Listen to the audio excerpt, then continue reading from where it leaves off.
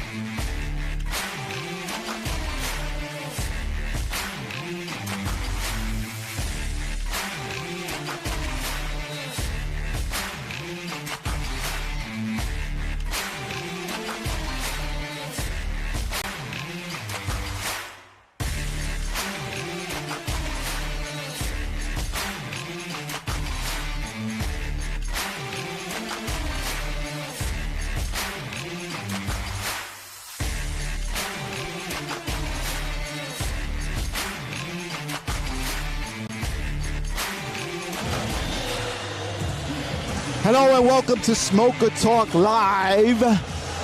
What's up? What's up? What's going on, Dave? First show in, a year and a half? Year and a half. Listen, close to 2. Oh my God! Listen, I'm your host George Zayas with Smoker Talk Live, and alongside me is my analyst and partner and good friend Dave Sieve. Dave, how does it feel to come back after a year and a half of just being? It's very exciting. I'm a little bit nervous. Thank God we have some amateur shows to do. Absolutely. But this is a Smoker Talk show, so it's going to be a little bit. It's going to be a little bit different. This is awesome. Listen, we miss you guys. It's been a year and a half. We want to say thank you for joining us here on the live stream. Thank you for those that have purchased the live stream. This is right now we got a few hundred people. They're still lining up and packing up outside to get in. You should have been here because this is going to be monumentous. Monumental, maybe? Yeah, monumental. I don't know. I like monumentous better. I like it better. Monumentous. I gotta get my thoughts together. All right, so listen. This is awesome. I mean, I'm really, really happy and psyched that we're here tonight. We got how many fights do we have, Dave? We got 14. 14 bouts. And it should be good. We might or might not have a hot dog eating contest. I'm not sure. I don't know about that. I don't know. Do we have people in the stands? We could have a hot dog eating contest. You know how? How? They could make them at home and eat them there, and they'll just report how many hot dogs they eat. Yeah, we'll do that. We will. If you got to send in proof though. You got to send in proof. We show you eating each of the hot dogs. Yeah, you got to take a picture and tag us on in our Smoker Talk that you're eating hot dogs. All right, so on the screen right now you'll see your fight card. We got those 14 bouts. You'll see anybody in particular that you want to talk about right now. We got some heavyweights. We got all kinds of stuff. Right. Okay. So we got Mark Sinatra. Mark Sinatra is from ESU. He's a sergeant in ESU. I don't know where exactly he turns out of, but he is he's AKA the Muscle Shark, and he's going against Blake Hendershot. You know, so that's what he's doing right now. He had to go for somebody outside of the department and outside of where we needed an amateur standout. So we needed a legitimate fight tonight. Yes. All right, that's cool. All right, so then we got another heavyweight after that. Now, right now, Dave, I got a surprise for you. I know you're not going to be happy, but if you're on Facebook right now, you're watching us. Okay. You're watching us if you're on Facebook, but only, guess what? One fight. That's it. One fight. We'll give you one fight. That's it. We're giving you one fight. Don't even give him the third round, George. Nah, I probably won't even do that. I don't know. If they behave, we'll give them the third round. Give them the first 2 rounds. Maybe. We'll think about it. If you behave, you might get the third round and you'll see who won. Right. But after that, guess what? You got to go to ticketlife.com if you want to watch the rest of the stream. It's going to be on ticketlyfe.com. That's ticketlife.com. Right. And that's basically it. So I think we're ready. We're ready to go. Ready to go. We are ready to go. So let me give them the signal, the international ready to go signal. We're ready to go. Let's see what's happening. Okay, so again, you see the crowd. We probably, like I said, we got a few hundred people right now in attendance, and they're still lining up outside. It's packed. The place is packed. Yeah. We're definitely over 1,000 people. You know. So here we are. By the way, I think the show starts. Yeah. Yep. There it is. There it is. All right. So we'll take it up to Cara Castronova in the ring.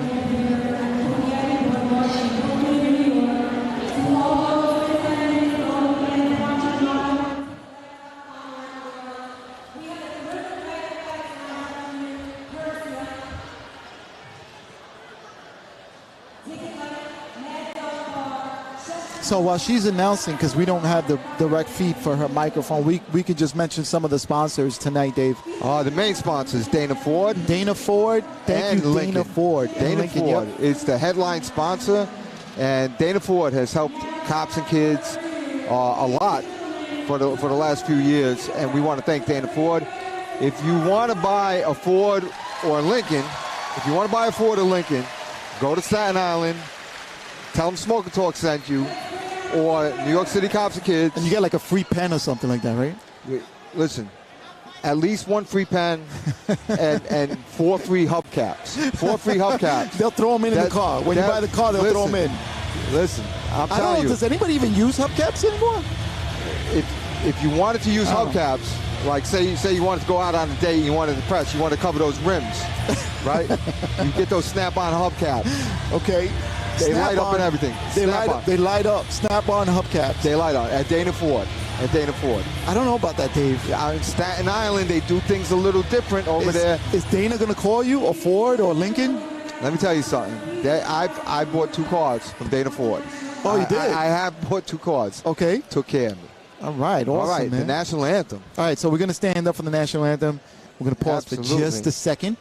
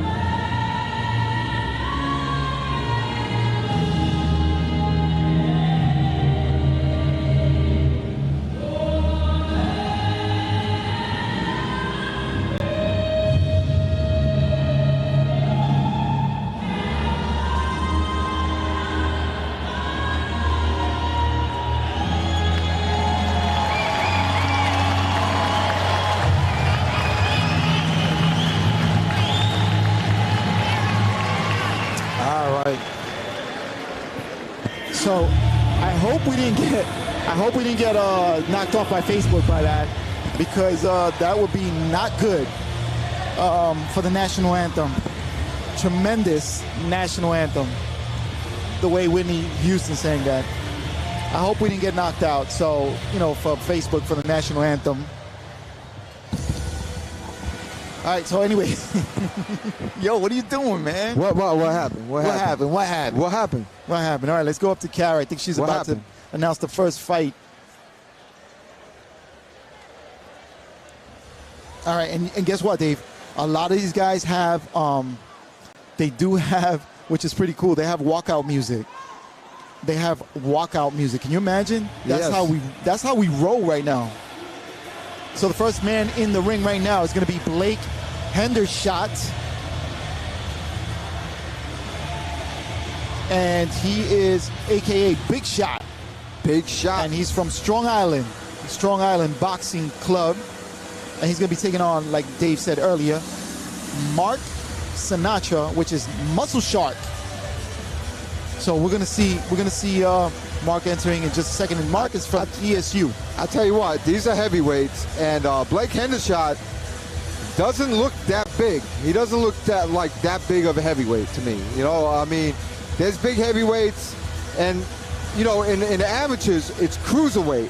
In the pros it would be cruiserweight, but that's their heavyweights in the amateurs. Okay, got it. And the heavyweights in the pros will be super heavyweights in the amateurs. So okay. These are 2 cruiserweights. So if you're looking at why my heavyweights don't look that big, it's because they're actually cruiserweights in the pro. What do you think Mark Sinatra? Frank Sinatra is a good singer. Yeah, he is and related. related to Mark Sinatra. Really? He's like the 10th cousin. Nah. To 10 cousins. You gotta understand, there's generations here. Okay, that's so at time, Mark Sinatra's great dad was very, very close, like a first or second cousin to the Frank Sinatra. I'm gonna pretend that I believe that. I'm telling you, he's related. Yeah. Just you gotta know. He just somebody cannot sing. Somebody he cannot sing. He can fight though. He can fight. He can fight. I heard Frank Sinatra was a pretty good fighter too. Yeah. Got in. Look at this. Junior Jones, he got in. Junior Jones. We got you in. Look at Junior Jones. Look at Junior Jones. Junior Jones, shake my hand, Junior Jones. Yo. We got you in. Yo. We got I poison. can't. Bro, we got the man. Hold on, we're gonna mic him up real quick. Yo, we got Junior Jones in the house. Yes. Yo, do you know this is boxing royalty right now? Like, you guys are Boxing being royalty. treated. There's no sound. There's no sound. Hold on. I got you. How about now? Hey, do you hear us? No? You don't hear nothing. He don't hear nothing. He says he doesn't hear. Junior Jones has been hit once or twice. And, Junior, you can't hear me, right? All right, good. Oh, I hear Junior, but he can't hear me. So Junior Jones has been hit in the head numerous times. So sometimes he can't hear, you know? And as a matter of fact, Junior Jones. At least I don't forget. You hearing me now? I don't hear nothing. Oh, you hear me now? I can't talk about you. Golly. I thought you were just going to smile and let me talk about you. All right. Hold on. We're going to see why we don't. Coming here was amazing. He hears now, George. I heard some. There, I hear you now. He now hears I can hear you. All right, cool. Can you hear me now? Yes, Doc, can you hear me? All right, so can you hear me now? Yes. Can you hear me now? We're in the presence of boxing royalty. That's all I'm going to say. Here we go. First round. Mark Sinatra in the blue. Show it to Junior Jones so he knows who we're talking about. And Blake Hendershot is in the red. Blake Hendershot is in the red. And I tell you what, Sinatra is throwing bombs. And do we know what minute rounds are they going? I think they're going 2-minute rounds. They're open fighters. They usually go 3-minute rounds, but I understand that they might be going 2-minute rounds. The guy in the red starting to come back now. Yeah, he's throwing some nasty hooks. He also bombs. Yeah, he also ate a bomb. Only in boxing do you eat bombs. Every place else you try to defuse them. Nice body shots there by Mark. Mark coming in with an uppercut. And these guys don't know how to move, right? Do we need a full ring? Nah, this is like a telephone booth fight. Do we need a full ring? No, we don't. We can have this fight in the telephone.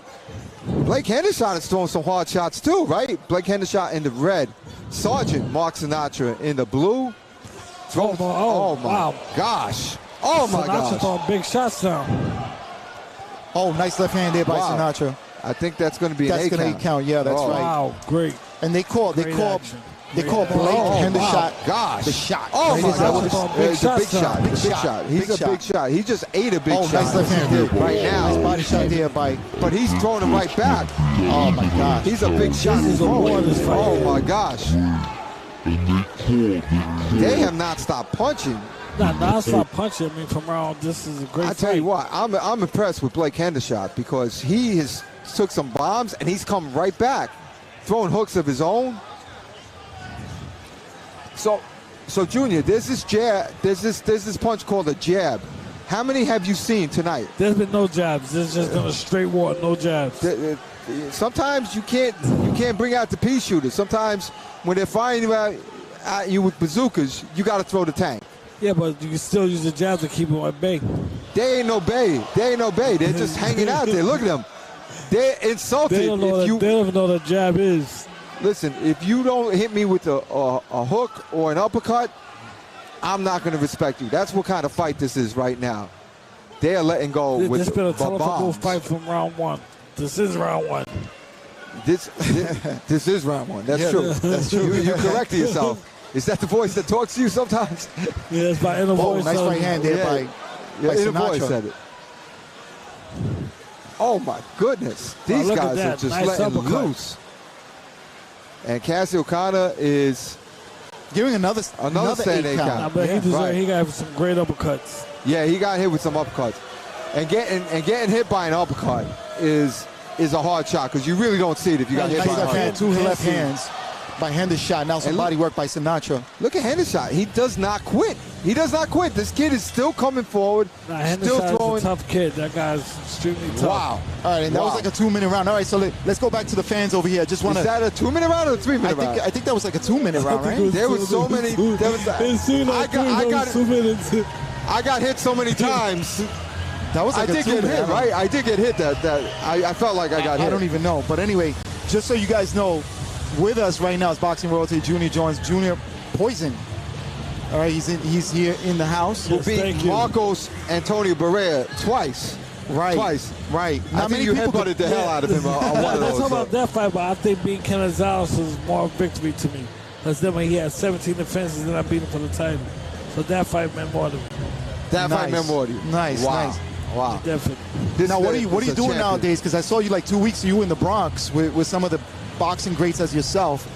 Right now, I'm just going to events, fundraisers, charities, just making rounds around boxing, going to gyms, helping guys, stuff like that. Occasionally, I train guys.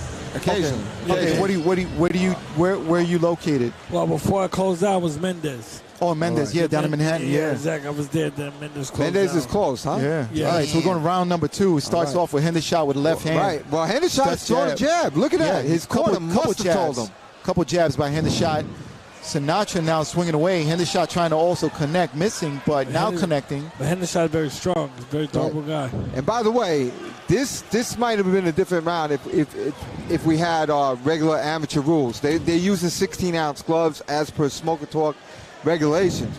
So if they were getting hit with the 12-ounce gloves, this fight would have been short. Yeah, this fight would have been a little bit short. Yeah, those 8 counts might have been full 10 counts. Yeah, full 10 counts. Yeah, exactly. Nice stiff jab there by Hendershot again with the jab. It's like a new toy in his arsenal. Hendershot got better fundamentals though.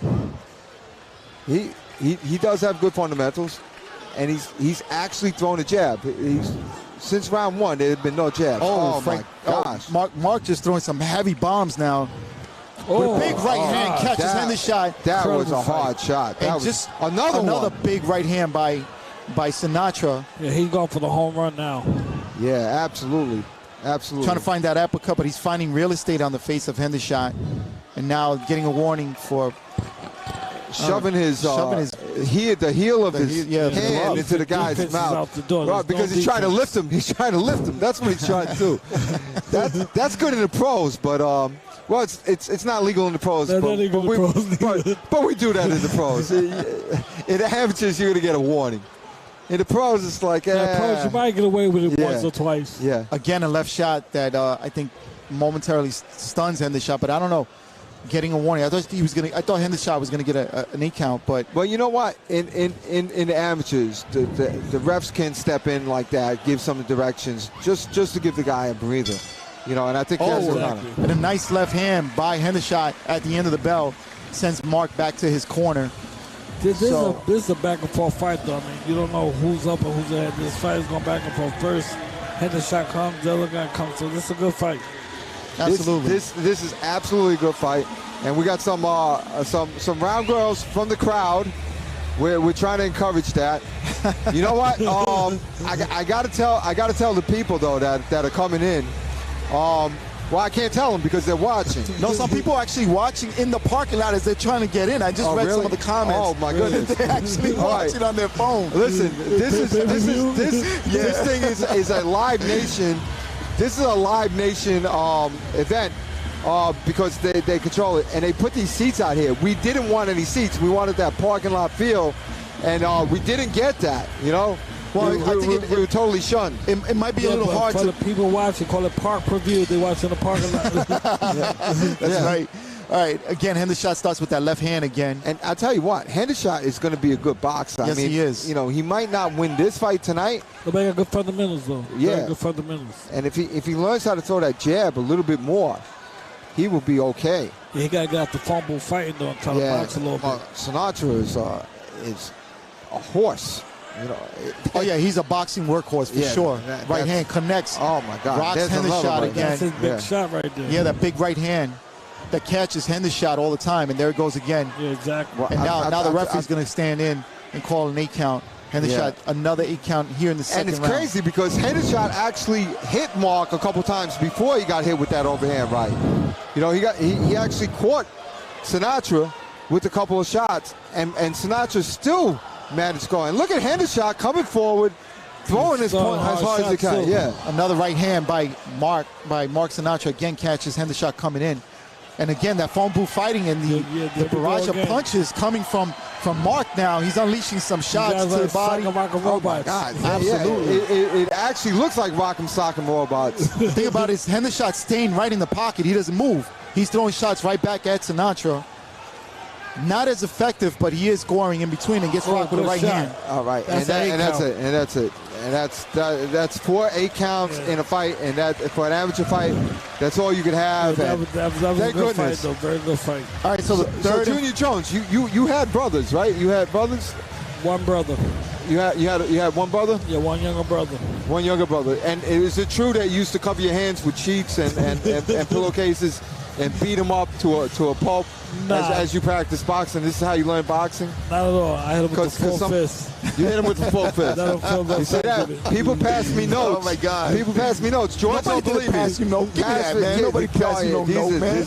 Get out of here, man. This is the source right here. And I'm not giving it up. They're never gonna learn. So you hit with your fist, they gotta learn. They gotta learn. All right, they gotta learn. So I gotta jump in real quick. That was the end of the third round. So after this, if you're watching on Facebook, actually, it wasn't the end of the third round. It was the stoppage in the third round. The stoppage of the third round. Pardon. Okay, so I'm gonna get technical with you, George. Okay, that's okay. That's good. I want you to correct me. Because I got a world champion next to me. Bro, I ain't messing with that dude right there, so man. I'm not letting this guy say that I don't know what I'm talking That's about. right. I ain't messing with none of them. I ain't on the right side. I'm just staying over here on my side. All right, check this out. After this stoppage, we're going to be clicking off of Facebook. So you want to make sure you get on ticketlife.com. That's ticketlyfe.com with a Y.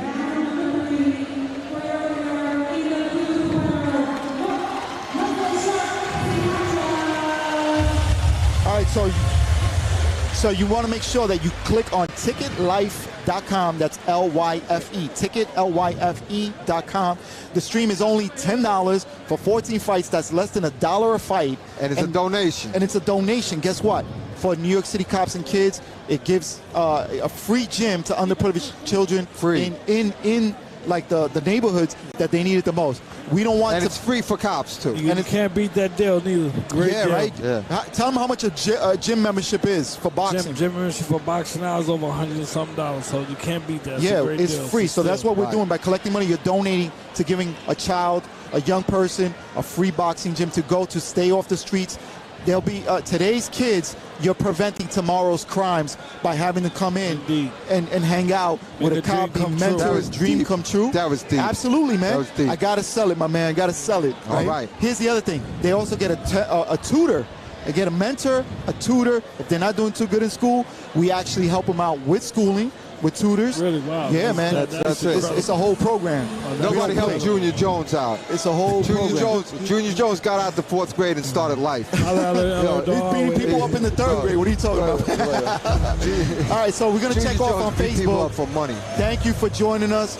You know, if you're on Facebook, from Junior Jones, Dave, myself, Junior, sue you. Get out of here. Don't trip down the steps, Junior. I promise I won't. All right, because we're going to catch it on camera and just show the world. Definitely. Get on ticketlife.com. See y'all later. Peace. All right. Ticket Life, hang on, the people that are watching. Thanks, Junior, for hanging out with us, man. Appreciate it, man. Are we on Ticket Life now, too? Yeah, we are, baby. Okay, we're still on Ticket Life. All right. We're on. Bro. Right, see, I already know. This guy. This is a team vote, Junior. I need this. It's a team vote. It's for the team. All right. Can we? Don't hurt yourself, bro. Don't hurt yourself. Junior, always good talking to Junior Jones. Absolutely, man. Oh, my God. Just go outside. There's a bush over there to hit the 3rd one. All right, so what are you giving directions to the bathroom? What are you doing? The 3rd bush, George. No, everybody man. knows you don't go to the 1st or 2nd because you get caught. You go to the 3rd bush. All right, so you guys, you guys that are still hanging out with us on ticketlife.com, thank you for joining us. All right, so bout number 2, we got Adrian Johnson, A-Bomb from the 7'6" squad. This is heavyweight. And then you have Justin Thomas. Thomas the Train from the A1. Thomas the Train. And Thomas the Train. Oh, wasn't that a show? Wasn't that a show, George? I believe so. It was. What was the name of that train that said, "I can get up the hill"? I can get up the hill. I know there was a cartoon train. I don't know if they were the same ones. I'm gonna go and see if we can get some of the people on the comments here to tell us. I'm gonna go sign in real quick. If you're on Ticket Life, you can comment. We will be commenting along with you. So we're just signing in to Ticket Life.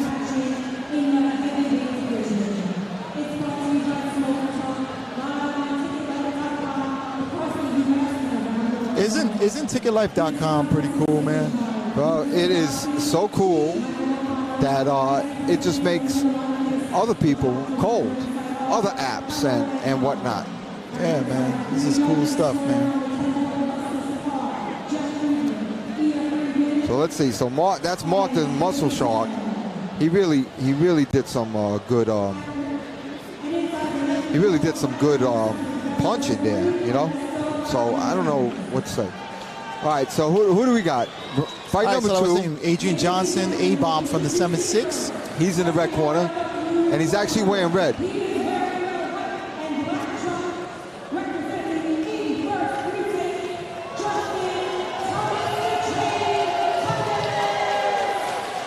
Wow, he loaded up his gun. Did you see that? I saw that.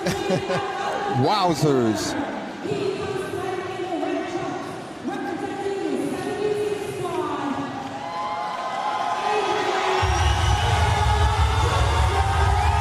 Got a crowd. Adrian Johnson, A-Bomb from the 7'6". We got a lot of people cheering for him. I don't know if he brought out the whole squad out here. And how about that ring announcer, Cara Castronova? I tell you, Cara is a professional. I don't know if you know, she's a 2-time Golden Glove winner. She's also training, from what I'm hearing, some rumors. I'm not going to spoil it. I'm not going to say anything. There's some notes. Yeah, I'm not going to say nothing, but watch out, because she is a killer in more ways than one. Absolutely. All right, here we go. First round. Adrian Johnson in the red, and the Train, Justin Thomas, with the red, with the flag headgear with the white from Alex Cops and Kids.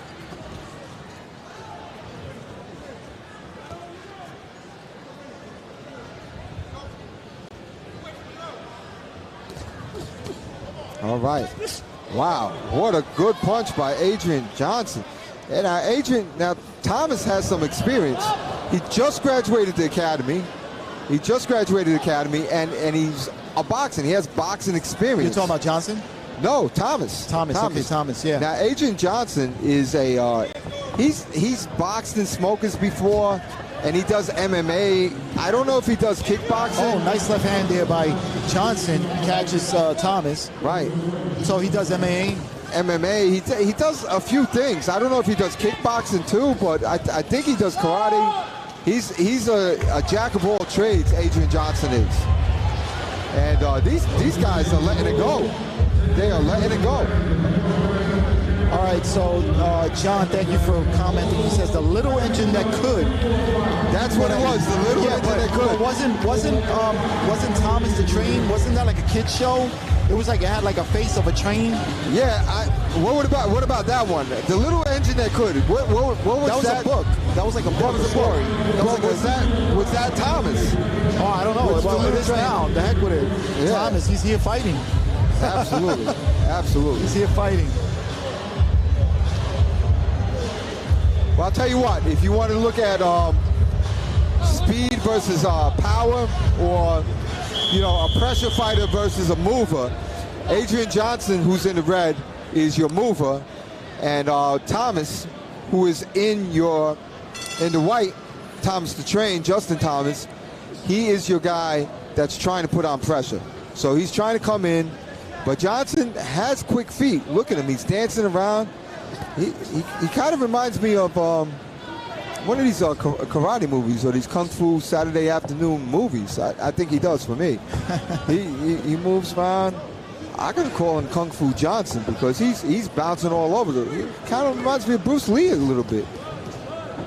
Bruce Lee. I don't know. He's got that kind of feel to him. You know, he's bouncing all over the place. Thomas is trying to come in, but Thomas is coming in without jamming. Like Thomas is, you know, he got it out at the academy, so he's not been able to train in boxing. He's been training in the academy, but that's different than being in a boxing gym.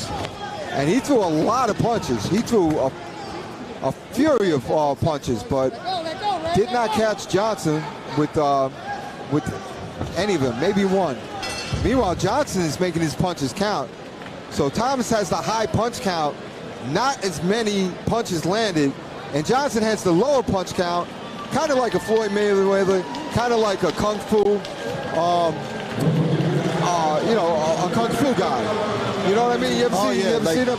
They jump around, and then when they jump on the walls, and they jump on, you know, like things, and they take these poses, and then they hit you with one shot. Is that what they do? That's, listen, you know, if you're not a Kung Fu fan, you know. All right, so what can I say? Lee is saying two different trains, and it's on PBS. Yeah, he was talking about Thomas the Train. Okay, all right. Thank you for commenting, Lee. Well, at least somebody knows something out there. I mean, thank goodness. If you got kids, you know. I got kids, but they're grown, so I don't know the little things. Well, anymore. little kids. I gotta wait for grandkids. All right, round 3, and look at Johnson. He's hopping up and down. He's like a right hand catches and the left hand catches Thomas. Right. Oh, and Thomas comes back with something. Wow, 2-punch combination that catches Johnson. Temporarily sets him back. Right. But look at Johnson. He's like a pogo stick. He's hard to stop. Here's a guy in the squad. He works 4 and 2s. For people who don't know that, he works 2 4-to-1s, and then he works 2 8-to-4s. That's 4 in the afternoon to 1 in the morning. Does that twice, and then does what's called the turnaround. And he does it 8 in the morning to 4 o'clock in the afternoon. Oh my God, those are tough hours to work. And he's jumping like a pogo stick. I can't believe it. I can't believe it. Meanwhile, Thomas is fresh out of the academy. He's the little train that could, and we're rooting for him. But definitely a tough fight. Definitely a tough fight. That's so right. We're not sure who won that fight. We know who we think won. We think Thomas might have edged that out. He's very slick, but you know, it's something that's there. All right, so for those of who don't know it, MMA has changed the whole boxing world. It's taken. Obviously, MMA has changed itself. It changed the wrestling world, changed the kickboxing world. Obviously, it has for sure. The wrestling world, a lot of people like MMA. They're watching MMA. But I'll tell you what, you got some MMA people that are just going into boxing or having their MMA roots affect their boxing, and their footwork has just changed tremendously. Their footwork, their head work. You're talking about MMA? I'm talking about their boxing. Oh yeah. Has changed. It's unbelievable. Way better, you know, way better. Yeah. Are these 2 rounds? No, that was the 3rd round. Was it? Oh my God. You know what it is? We're going back to 1-minute rounds. By the way, Smoker Talk Boxing, we are doing 1-minute rounds.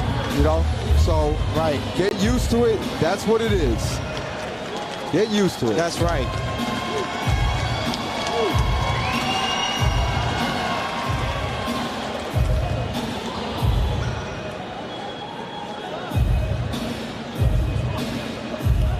All right, so our ring announcer, Cara Casanova, is going to come up with the decision right now. 3 hard-fought rounds. Let's hear what she has to say. All right, so let's see who they're going to declare the winner.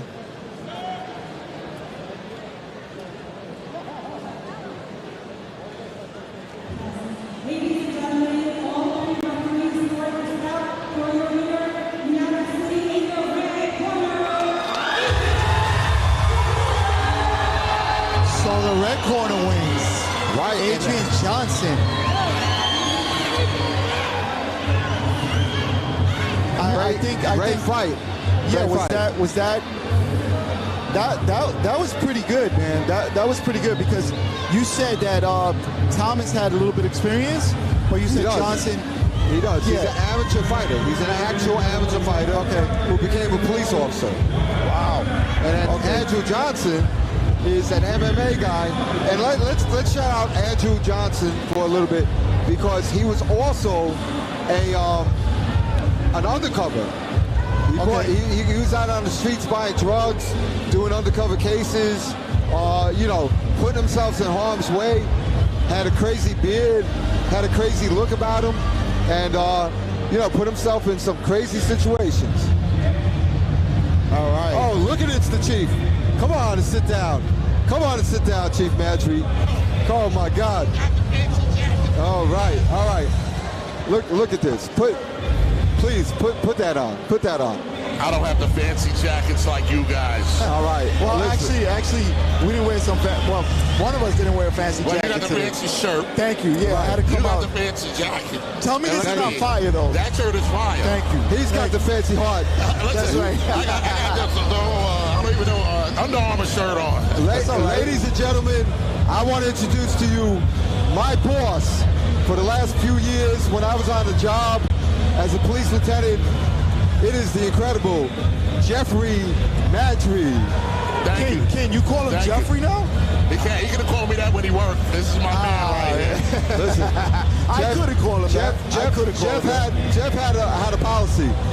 If he actually called me lieutenant, I knew I was in big trouble. Yeah, pretty much. Big trouble.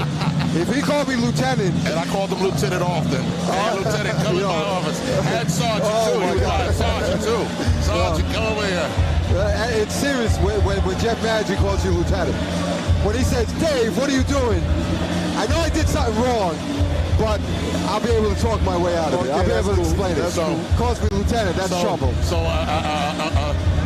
just real quick, how's it feel to be back, man? How's it feel to be back? I mean, we've been down for about 18 months. Oh, no my God. smokers. This is your first smoker since retirement, right? Absolutely. So how does it feel, Dave? It feels, I tell you what, if I could do a do-over, I would have stayed on the job for at least another year, to go through all the stuff because I was just stuck in my house. Right. I knocked on people's doors, but nobody would talk to me, none of my neighbors and everything. They thought I had the vid going on, which I didn't. No, you're a good man, and you went to check on them to help them out and do what you do. You're a law enforcement officer for almost 30 years, so service is in your blood. Other than fighting is in your blood too. That's my story, and I'm sticking with it. All right, so I just want to bring something up. There's somebody from your office that's fighting here tonight, Frank Russo. Listen, Frankie, man, Frankie's a beast. Yes, he is. I work out with Frankie, and he tries to kill me. I keep telling him I'm an old man and to take it easy. But actually, he puts me on the bike and he watches me. Because I can't keep up with him on a regular workout. Awesome. All right. Wait, who do we got in, they call him Tragedy. Levant Saka is in the red corner. He's getting addressed now. And we got Mike Bennett from National Grid. This is a gas line versus DSNY. Really? Disney. Wow. Dave, you expanded, man. That's more right. than just police officers and firefighters and correction officers. Listen, we got gotta be- National Grid versus the Department of Sanitation. That's right. I see the shirt, New York's strongest. The gas man versus somebody. The garbage man. Either way. And I don't say that disrespectfully. Right. My father was a sanitation man for Oh, 20 my plus God. years. That's how he kept food on the table. So I have all the respect Absolutely. for New York's strongest. So I'm going to see if he can fight now. Okay, so that's Disney in the green, and it's Levant Saka. Saka and Bennett. And Bennett. Bennett comes in, gets punched with that left hand by Saka. Ooh. Saka socked him with the left hand. Wait a minute. Right, and Saka's a lefty right there. Yeah, I'm going to say, I thought he was an orthodox stance. He switched up to southpaw. Another left hand Absolutely. connects. And Bennett is letting that right hand go, Bennett I know. is. Oh, good right to the left to the body. And another right to the body by Saka. And I'll tell you what, for people who play with gas and trash, they got some good hands. Oh my gosh! Two good lefts. Two left hands by Saka, and a right hand and another left connecting by Saka. And Bennett got one of those back, but not both. He got one in the back. And they are letting him go. Yeah, they're fighting. Hey, Chief, let me ask you a question. Did you ever want to put anybody in the ring from work? There's a few people I wouldn't mind going in with right now. And there it is. Whoa! And Good somebody got turned around. Good first round. A lot of punches thrown. Well, at the end of that round, Neither one of these guys back down. At the end of the round, you saw Bennett connecting and rocking Saka. That's it. And he went back to the corner. I don't know. He was shaking his head. I don't know if he, what happened there. But now he's getting some instructions in the corner how to come out for the second round. That's it. They got to let their hands go. No matter whether you have a righty in front of you or a lefty in front of you, you want to hit him with your left and your right. Right or wrong? Hit him with both. Okay. Chief, we got something to tell you. Okay. We're gonna try to open up a gym in Queens. That's great. What part of Queens? Queens South, and I believe you grew up in Queens South. I grew up in Queens South, so I'm all for that. I also grew up in Queens South. That's right. I know that. I am aware of that. Are you? Yes, I am. Well, I want my bus money that you took from me that time when we were teenagers. I want it back. All right. And I've been waiting a long time to say that. All right, Okay. Saka starts with the left hand, gets caught with a left on his own. Yeah, He gets right. Yeah, I don't know why Bennett stopped. Good left He hand. looked at the referee for a second. Right. Oh, he stumbled him. Yeah, he stumbled. The left hand from He's Bennett saying he's stumbled. okay. Yeah. Maybe their feet are getting tangled up. Yeah, their feet might be getting tangled up. Whoa. Oh, Turn them around. a spin. Turn them around. Wait a minute. He's getting Standing eight. It's standing eight. I don't think he but needed to turning stand around. for spinning. I don't think that came from their feet being tangled up. I think that came from a good punch.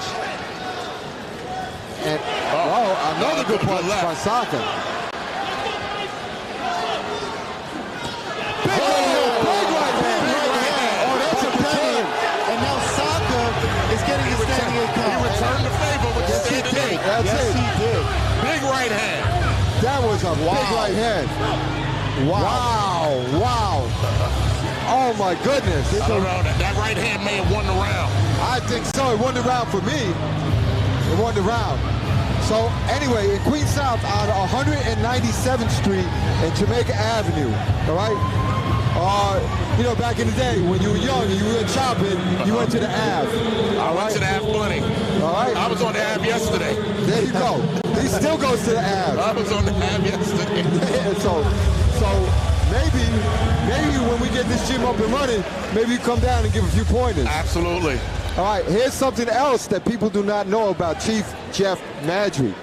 Chief Jeff Madry trained quite a few guys for smokers. And I think he's only got one defeat in all the guys that you've trained. You've trained what, 6 or 7 guys? Yeah, a couple of guys I trained. We won a few smokers, and listen, I love boxing. I love the sport. I boxed when I was a youngster. I was trained by the legendary late great Bob Jackson, who we just lost just last year this time. I don't know if it was due to COVID, but my coach is in heaven now. And another standing eight count after getting hit with that right hand by Saka. But that's because this ref is being a little bit. He called it because you turned around. Yeah, exactly. That's why he did it. Exactly. Let's see if Bennett gets it back, because you know what he did last time he got an 8 count? He got angry. Another left hand by Saka, pardon. Whoa! He hit him with a good right. They're mixing it up. I tell you what, every time Bennett hits Saka with the right, Saka he goes like the leading power. And another left hand by Pizza. Good combination there. Right back. And now Saka gets another standing 8 count. Oh my God! And that's on Bennett. Bennett's getting 8 count. Saka landed the punches, but it looked like Saka was like the leading power Pizza. It was a good exchange. He just came back out of nowhere. Good right hand rocks Saka, and he just momentarily stops. He was frozen. So I mean, that was probably the punch of that round. That's it. We're going to the scorecards on this one. Oh my goodness. That was a great fight. That was excellent. They mixed it up. Wow. They let him go. Neither one of them backed up. They mixed it up. You know what? I think that Bennett spinning around like that caused them caused them 2 times to get those standing eight counts. I think it caused them unnecessary standing eight counts. Yeah, absolutely. Now, I just want to say something, Chief, because I know you're a big supporter of a lot of children's programs. I've seen you constantly live. They call him Big Daddy because he acts like everybody's Big daddy. Papa, get it straight. Get a Big Papa. Not because of his weight. He's from Queens, bro. It's because let's go. It's generosity. Let's go. That's the new. Don't go there. It can go either way, though. And they listen. Don't go there. No, listen. They love it when he loves it when they call him Big Papa. Just so you know, I'm just letting you know. All right. So Big Papa's in the house. I came over to say hello, and I got stuck on the commentating table. Chief, you don't come say hello without commentating with us. Yeah, you got to The stop last time I was on the smoke, I was commentating with you. Well, you're always commentating. MSG, all right. But I'm really waiting for Frankie to get in this into this ring. Yeah, man. you really cannot excited. commentate on that because you're going to be screaming like biased. a Like the last time you did an MSG. I'm going to be very biased, so I'm going to sit out of Frankie's fight. All right, now let me ask you. I'm going to put you on. Hold on. I don't know. They're going to announce it. Yeah, let's see who the winner is. Let's see what we got. Let's see All right, what so we if got. Frankie wins today and scores a knockout. Oh, it's a split decision. It was a close fight. It was a close fight. It was a close fight. It was a close fight.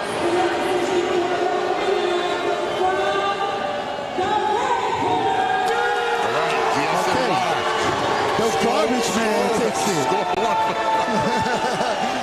All right, Chief, I'm gonna go out on a limb here. Okay. If Frankie wins, he wins a knockout. Would you give him a day? Give him what? 1 day. A day off? Oh yeah, a day off. I'll give him a week off. A Commander's Day. A Commander's Day. I'll give him, as I said, Frankie Russo's representing Community Affairs, the rapper response team. So people don't understand now, we're Community Affairs, but I keep telling everybody, we're the new community, we're the new Community Affairs. For sure. We're a bunch of Brooklyn North cops who took over Community Affairs. So even though our mission is to go out there and make sure, we help build the bridge between police and community, and that, we're helping the communities unify, and that's what it's all about. Children, young people, but we ain't no punk cops either.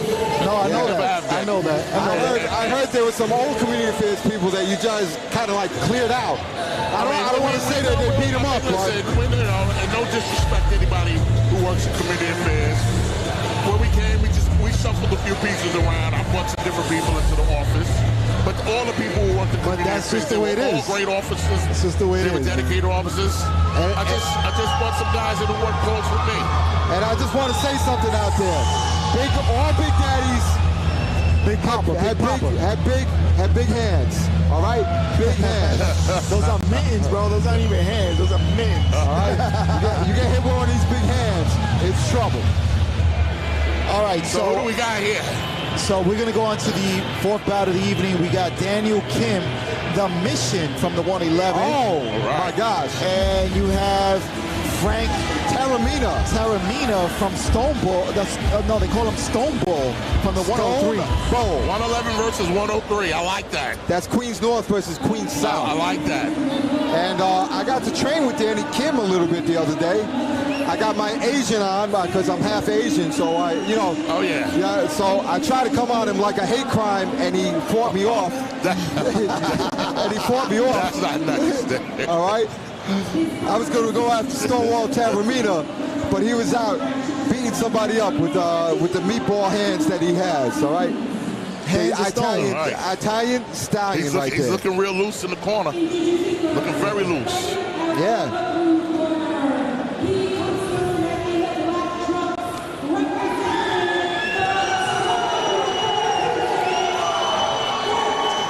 Got a big crowd with him, a lot of supporters. Yeah, they're screaming. They're screaming Taramina. Is it Taramina or Terramina? It's Taramina. No, I'm going to say he's Terramina. Let's see. I like Taramina. The terror. I like right. it. The terror, and he's meaner. Wow. That's like an English lesson. Stone Bull versus the Mission. They get ready to lock it up. Let's see what happens. Oh, they look excited. They look ready to go. Oh, my goodness. All right, Kim is in your red gloves, and Taramina is in the blue gloves.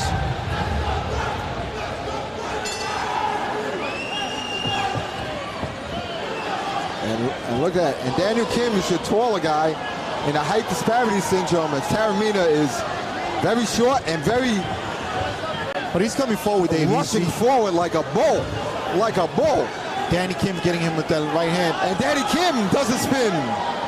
That's not a good one. Look No at the difference. standing eight. No standing eight. Yeah, but exactly. The difference in this fight is Good there's no jab. standing Good, eight. good left jab. Nice right hand by Good, Danny good Kim. right hand. Now Danny Kim is in the service. You know that? He's in the reserves. He's an officer in the Marine Corps. Oh, nice right hand there by Danny.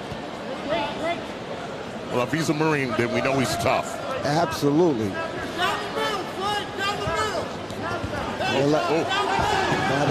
Let it go. So Taramina was coming forward before. He seems to slow down a little bit, trying to line up his punches. Kim has been sticking that jab. Absolutely. And that's the end of the first round. How did you guys see this? Who do you think won that first round? It's hard to tell for me. That was a close round. Yeah, that was very close. That was very tough. I'm not going to call it. I'm just going to say if it's Taramina and I'm wrong, it's the Chiefs' fault. Right? We always blame our elders and our higher ranking officers. I'll accept our that. problems. You know, that's how we do.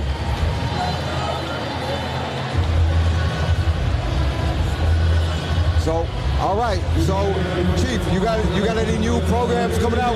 Tell me about this rapid response. How does that work? Well, it was something when I came to community affairs. You know, I had a team that worked with me in Brooklyn North for many years, and they understood what needed to be done out there. They understood what I was looking for.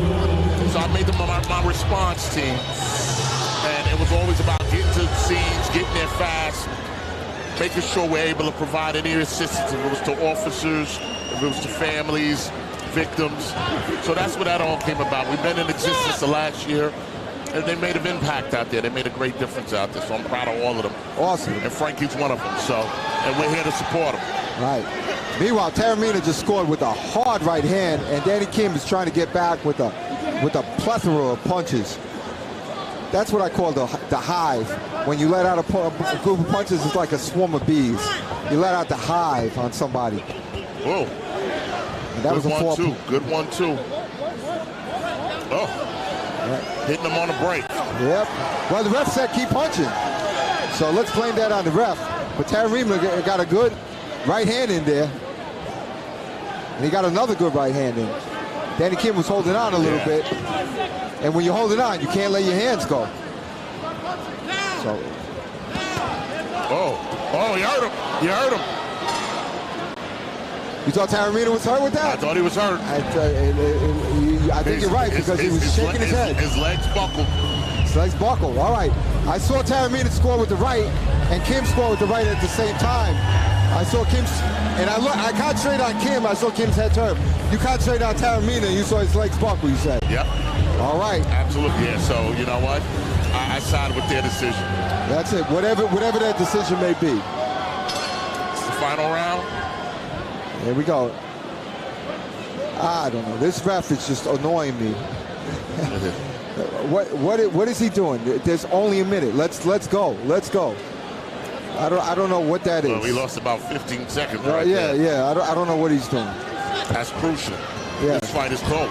It's very close. It could be either way. It looks like he's hurt again. I don't know. He's leaning forward and he's throwing punches for sure. Let's see what we got. Taramina is definitely throwing punches. And Danny Kim is throwing like a swarm of punches. Taramina definitely likes it on the inside as a shorter fighter. Absolutely. You know what I did when I think Kim likes to use his jab. Absolutely. And a short little hook right there. Yeah. Those punches actually scored.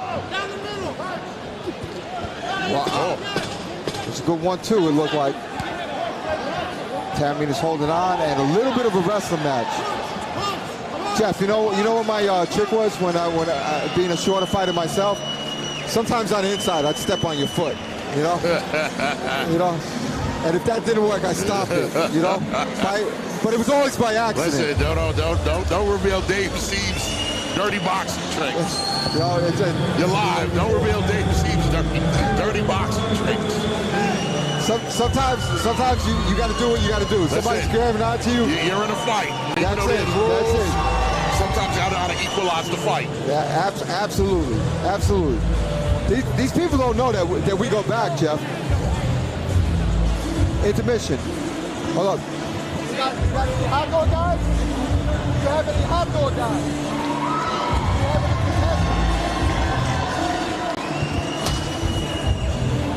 That's how we do it in the broadcast. We just yell over the table and let's see. Who's that, your cousin? We all cousins. I think we're all brothers. Yeah, we are, and that's true.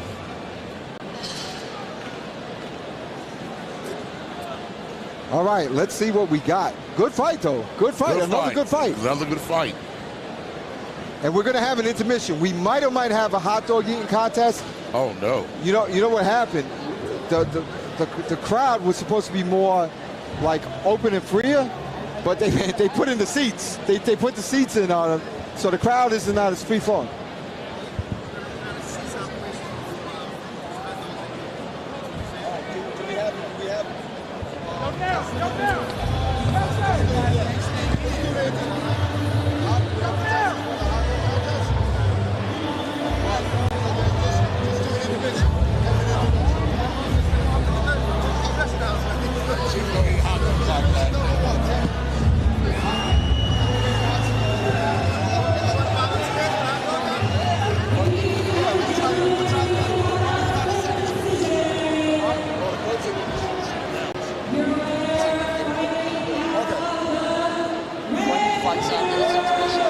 Oh my God, they announced the fight.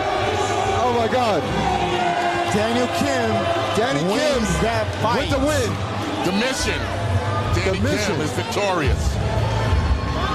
He is the Marine. He is the Marine. I'm gonna go over there and tell him. I'm gonna let the ring announcer know. Intermission. All right, we got an intermission. So just hang out. For those who are watching on Ticket Life, jump on over to Smoke and Talk on YouTube, and you guys can watch it over on there. We're gonna provide that for you.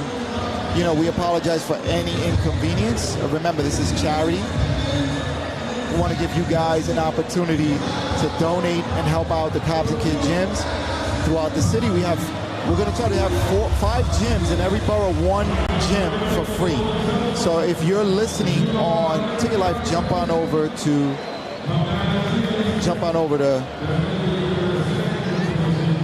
YouTube and you can watch it there. Thank you so much, Lewis.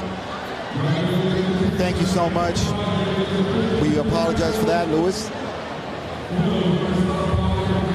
All right, so you guys could jump on. We don't want you guys to miss. That's not our intentions for you guys to miss any of the action. Right now, there's a short intermission, so you guys can still watch the stream. We're going to take a quick break. We're going to see if we put up a graphic that says we are on intermission, and we'll be right back in just a second. So just keep it there. You guys will be watching here on YouTube and Ticket Life.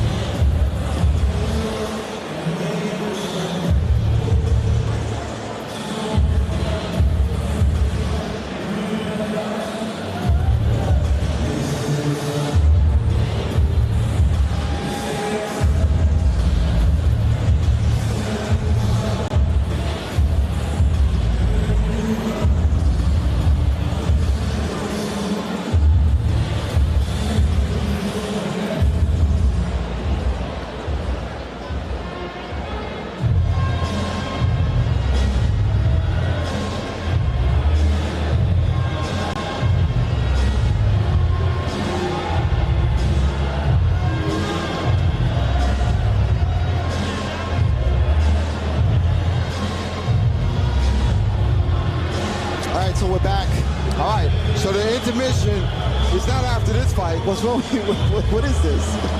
What's going on? What's going on? You gotta like. What's going on? It's not going on. What is that? I did a sprint and back. It's not going on. It's not going on. I don't know what's going on. All right. So listen, the intermission is after this fight. All right, cool.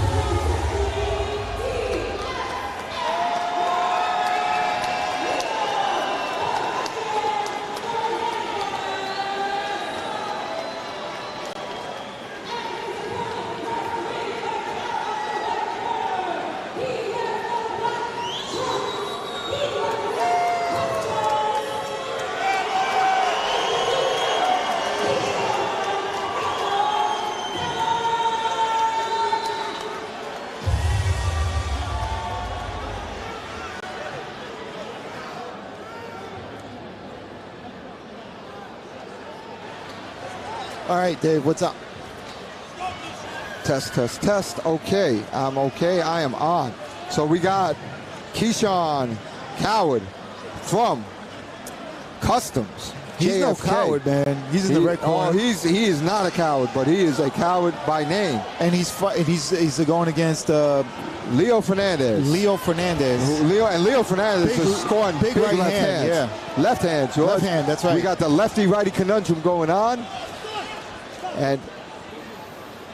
And Jeff Friedman is taking the time of these guys. They don't want him measuring. That's something there. So Keyshawn Coward is he's actually throwing a nice jab. He's just got a hand, and then Let's go with that left hand by Fernandez. yeah, Leo Fernandez is throwing a hard left hand. He's coming in with everything he's got when he throws that left hand. That's for sure. Keyshawn Coward is a little bit having problems measuring him with that left hand. He's got to step in. It's a lefty-righty conundrum. There's a foot in your way. Good right hand by Coward. That's oh correct. my gosh. You know what it is? I think he's got the longer reach, but for some reason, Fernandez just steps right out of the reach. But that time he didn't with that right hand. But he just keeps measuring with that left, Coward does, but doesn't throw it. He's just kind of pawing out there. And we've seen that time and time again with a lot of boxers. Basically, they just paw, but they don't let the hands go. So he's gonna. Let's see if he at the second round if he makes any adjustments, because he's getting some instructions in the corner. If he lets that left hand go and connects, because he's just pawing it out there time and time again. So we'll see. Absolutely. Well, he's got to throw it. It's got to be a punch. You know, everything can't be a feint. Everything can't be a measure. You got to throw the punch. The problem is with the lefty-righty conundrum, you have the front feet tangling up with each other. So somebody who's never faced it before might have a problem with stepping into the jab because he's afraid of stepping into the person's foot. So you have to adjust to the angle. So let's see how that works out. All right, so here we go. Round number 2. Coward in the red gloves, Fernandez in the blue gloves. Fernandez catches Coward with that left hand. Fernandez has the green Disney shirt, and we call him Disney, George. The I and the E a little, but DSNY are all capitalized. The left hand again catches Coward on the jaw. Getting a warning from the referee to keep his head up to Fernandez because he ducked down a little too low. And again, Coward is just pawing with that left hand. I want to see him throw it. I don't know what's happening now. The headgear, the strings, I don't know. What do you... Oh, yeah, they got to tie up. They got to tie up the strings on the headgear. Hopefully they do a timeout. Well, this is I think a good little welcome break, right? Yeah, absolutely. All right, so again, I tell you, I'd like to see Coward throw that jab. Well, actually, neither one of them are throwing a jab. No, not at all. Not at all. They both refuse it. They're just throwing left hand and right hand bombs in the lefty-righty conundrum of how do you get the angle to get it over there, to get your hand in. Now, let me ask you a question. Where's Keyshawn from? He's from JFK Customs. Ah, okay. The Customs and Border Police. And these people, they're not just in JFK. They also do the borders. They're a national, a national, nationwide. I'll tell you what, thing. though. I thought it said something on the back of his shirt, like Cowards Customs, but I don't know. Is it Coward Primo Customs? Is that like a car shop? What is that? I'm not even sure. It might be. They do have sponsors. I just want to go there and take my car to get work done. Like to do a body shop. Let's do it. I want my car to look like a Lamborghini or something. If they can do it, I'll bring it over. Hey, listen. I bought. Speaking of cars, Dana Ford. That's the place to get a Ford or a Lincoln. That's right. I got 2 cars from there because they are great sponsors of Cops and Kids. And when I got over there, I thought I was giving them, like a break. They gave me a break. That was nice. Yeah. You mentioned Smoker Talk. By the way, go ahead. You mentioned Smoker Talk. They'll take care of you. Right. They might give you like a napkin or something. Hey, mention Smoker Talk. It'll be a good napkin. It'll be, hey, they'll take care of you. Let me tell you. All right, so here you go. Round number 2. Coward with the red headgear. And Fernandez. And Fernandez kind of like backslapped Coward. That's what that was, right? That was a weird type that of was punch. that was like he was pulling his hand back and it wound up hitting Coward. It was just weird. I tell you what, he's trying to fix his headgear. If I was Coward, I would have just threw the punch. Yeah. That hem and horn, like you're in a fight. They ain't no fixing this, fixing that. You just got to let him go. And Fernandez had let him go, but Coward is coming back and saying no. Nice left hand there by Keyshawn. Yeah, I love this. I love the smack talk by Fernandez, but he's getting hit this round for sure. He had a good round in the first, but Coward is having a good round in the third. The second round was pretty even. Wow, this fight's going to be hard to score. I'm glad I'm not a judge. Now you see Keyshawn let that left hand go, and then he's followed up with that right hand, which that's what I want to see. There you go. But it's quick. Hey, these are not regular boxing matches. No, these are slugfests. No, not at all. These are slugfests. And they're for charity. Remember that. They're for charity. Yeah. They're for charity. So if you're out there and you're thinking like, hey, I could do this, if you can sell tickets and you could bring out a crowd, we'll put them on. Maybe you can. We'll put you on. We'll put you on. We'll put you on. Definitely. Right? You know what we want to see? If you're Uber and you don't like Lyft. That's what I'm talking about. That's what I'm saying. Yeah. If you're McDonald's and you don't like Burger King. Oh. If you're Pepsi, you don't like Coke. That's it. If you're Mountain Dew, you don't like 7-Up. That's 2 drinks, George. It's 2 drinks in a row. You had to switch it up. All right. So you can't stay on the drinks. All right. I'm trying. All right. I'm trying. All right. So we're gonna go to see who gets the decision on this round, on this fight. Right. And there's gonna be an intermission. I think we're gonna go out into the crowd and try to get some hot dog contestants, hot dog eating contestants in the second intermission. We'll see how that works out. But now look at the Coward shirt, the back of his shirt. You're gonna see it says like auto or something like that. Look, and then something attorney at law or something. He's sponsored. The man is sponsored. Yeah, he sure is, man.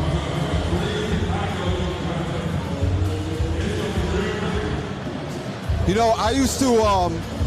I gotta make a quick confession. I used to walk around with the police shirt that said Jeff Madry's nephew. That way you don't get it. Nobody messes with you. That way nobody bothered me.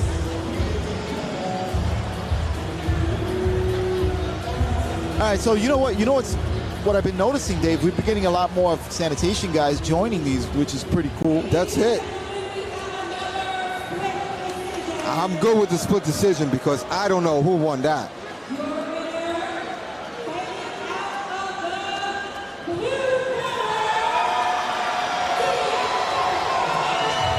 That was close.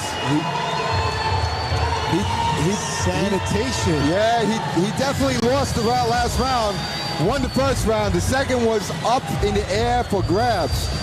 And it's up to the judges. Sanitation claimed 2 victories tonight. I'll tell you what. Out of all of us, Sanitation gets a better workout. They get the better workout. Every day, yes. You know what? Somebody just passed me a note. Oh, okay. See, What do you got? It says George on it, see? That says sanitation's cleaning up the garbage tonight. That's all I heard. I don't know. Oh, my There's God. Somebody my goodness. I didn't say Oh, it. my it's goodness. a note. Somebody passed me a note. That's what I'm saying. Oh, my goodness. That's what I heard. I don't know. I don't know what that means. Are they Oh, taking my out the gosh. trash? I don't know what's going on, man. Speaking of trash, I'm going to go out there. I'm going to do some trash talking and see if I can find a couple of contestants for the hot dog eating contest. For the hot dog eating contest. I don't think Jeff Badger eats hot dogs at all. You don't eat hot dogs, right? Yeah. Where you going?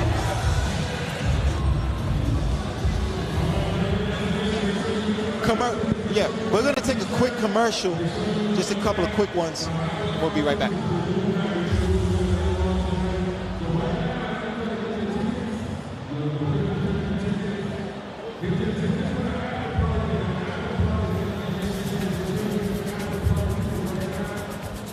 Best oxtail in Brooklyn, Chef Joyce producing. Oxtail bone, all free. For the best oxtail in Brooklyn, Chef's Choice. You want to sell your house fast and easy? My name is Ilya Kosovo. And we buy houses nationally, in any condition, in any situation. With my company, Finest Home Buyer. call us today to get your fast cash offer within 24 hours.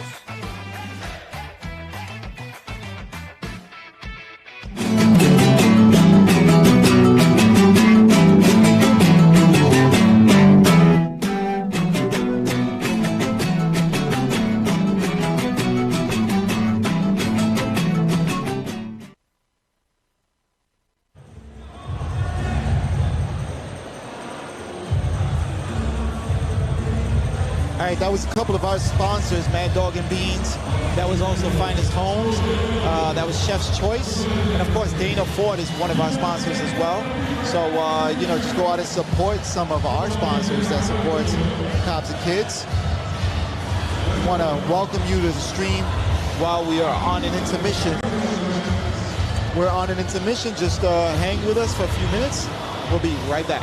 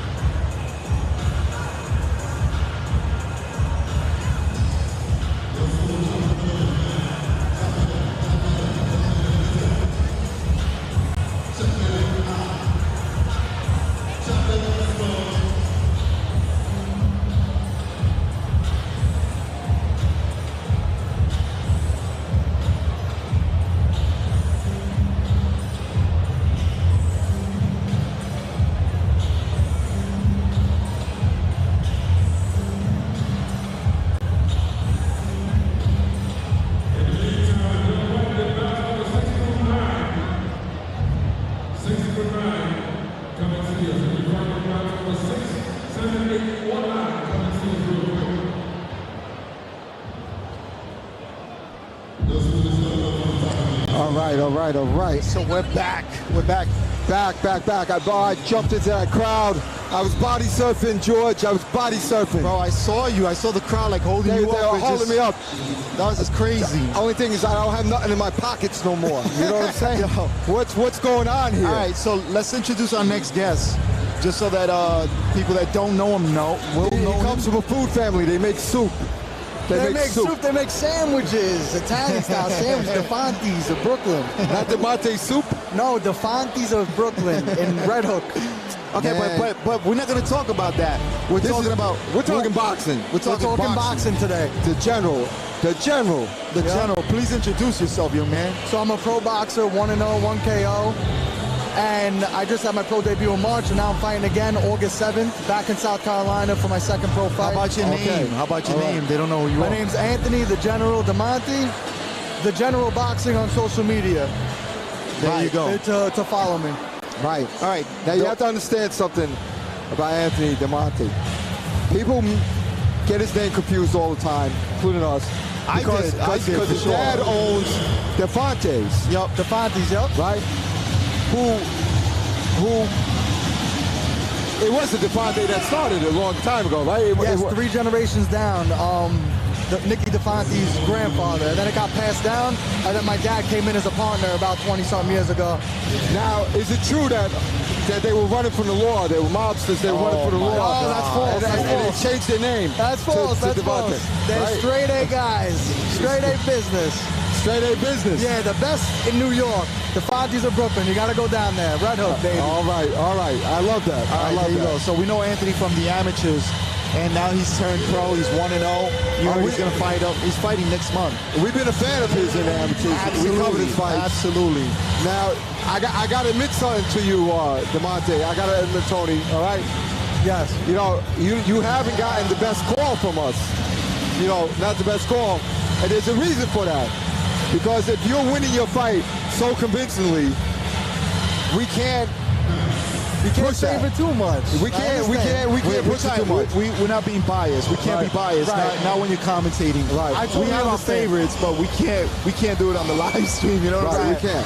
And not only that, if you know, like what we do, because we handle the amateurs and stuff like that. You know, we don't like, if somebody's losing a fight, we don't want to just keep adding to his loss by commentating on it. So you always got to keep the opponent in the fight at all times. I understand. Positive. So that's why we call you funny names like the soup and stuff like that. Wait. Just to even it out. So wait a minute, Dave. Are you saying that we're favoring him now? That he's one of our favorite boxers? I think the commentary speaks for itself. I think he just admitted it. He is one of my favorite boxers. No, he is. Definitely. He is. Thank you, guys. And I like him because he's got excellent footwork, right? He's got excellent footwork. Not too many people have excellent footwork. They don't understand. They don't understand how to step out of the way.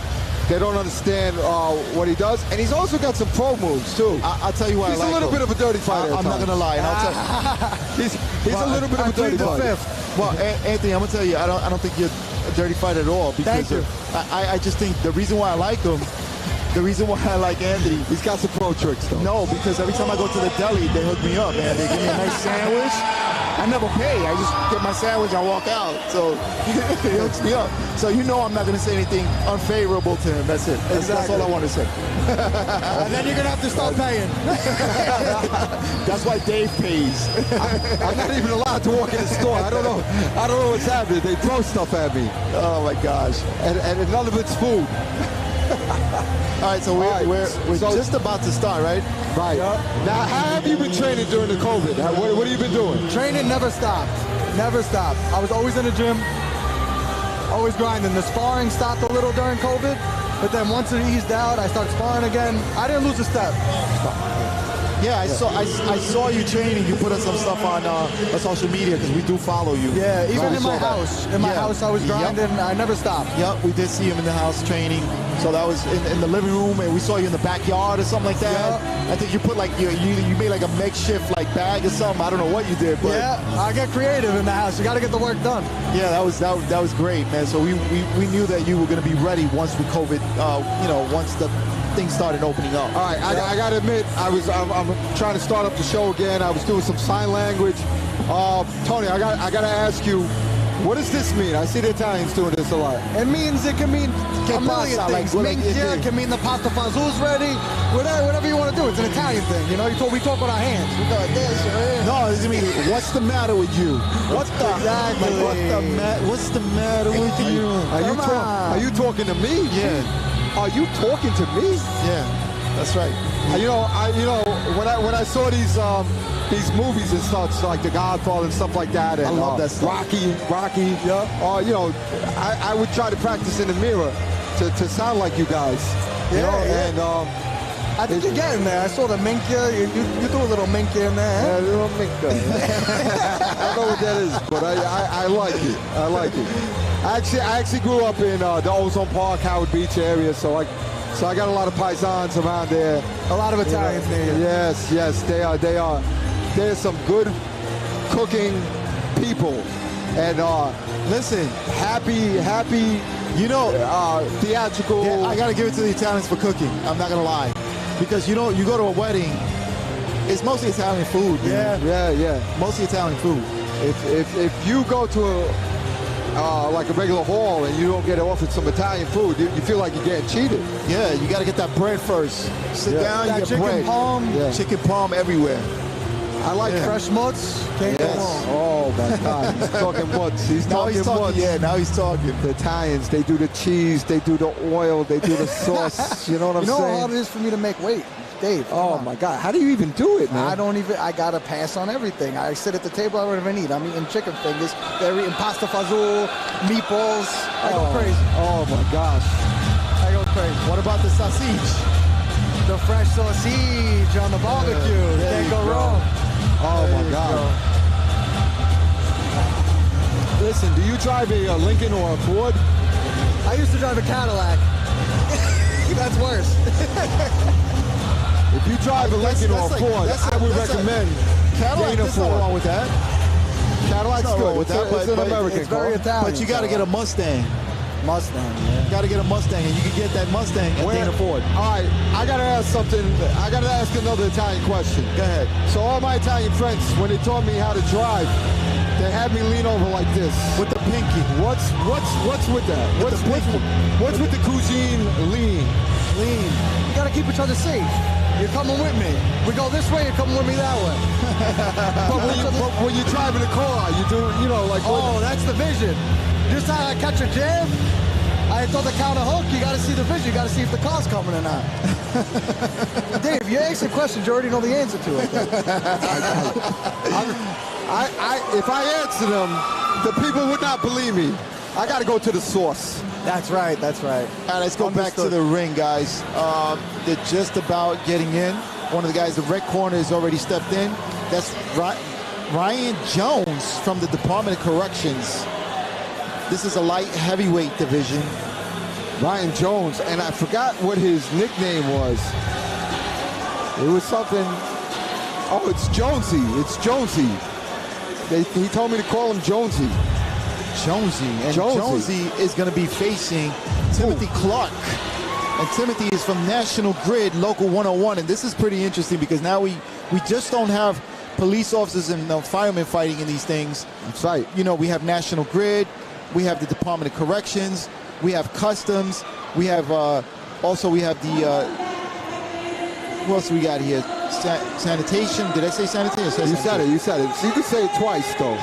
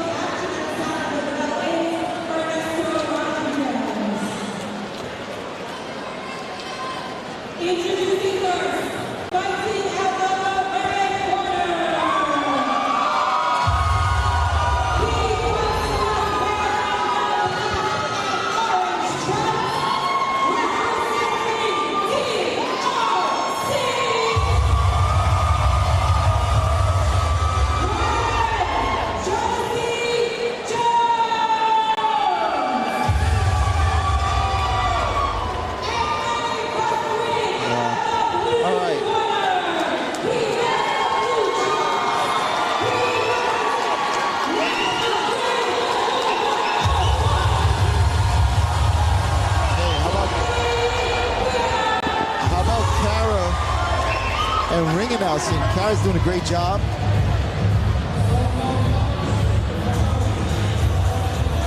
And Kara is part Italian.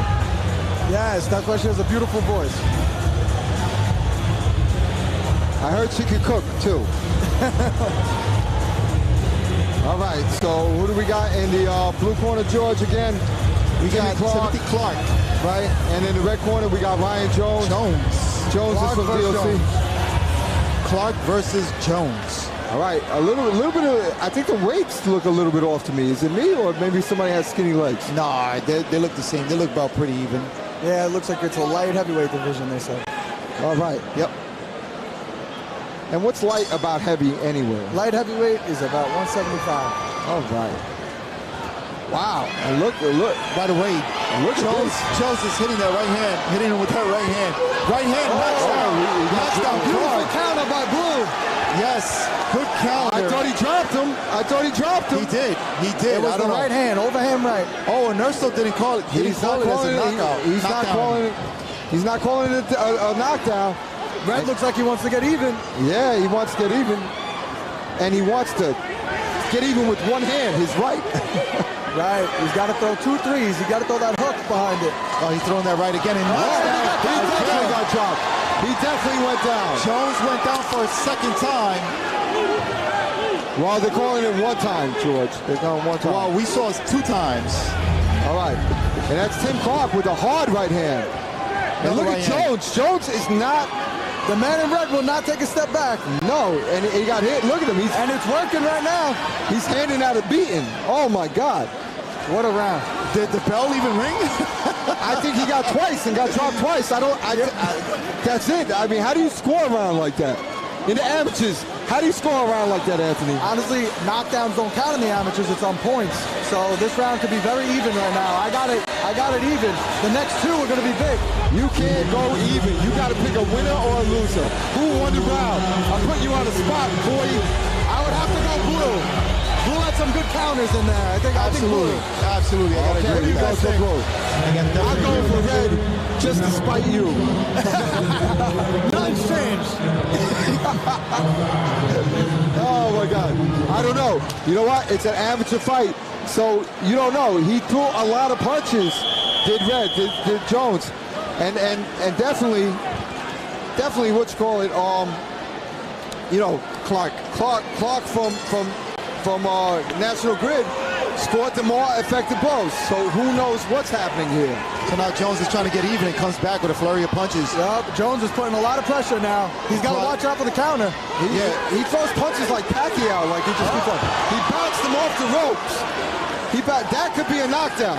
He bounced them off the ropes. Big right hand there by Clark. That should have been an 8 count.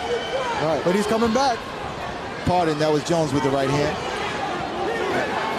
Red is putting a lot of pressure. He won't let him breathe. No, he won't. He won't. We might need oxygen, but I'm not sure for who. Jones putting on a lot of pressure now. Right. He was embarrassed in the first round. Oh, that was a balance problem. Balance. Yeah, that was No knockdown. He was trying to escape the onslaught, and he backed up. He's got to keep that back foot in the bag so he has balance. He's too square. That's why he's falling. That's true. And let's see if Clark could. Wow. So now. Now it looks like it's evened out.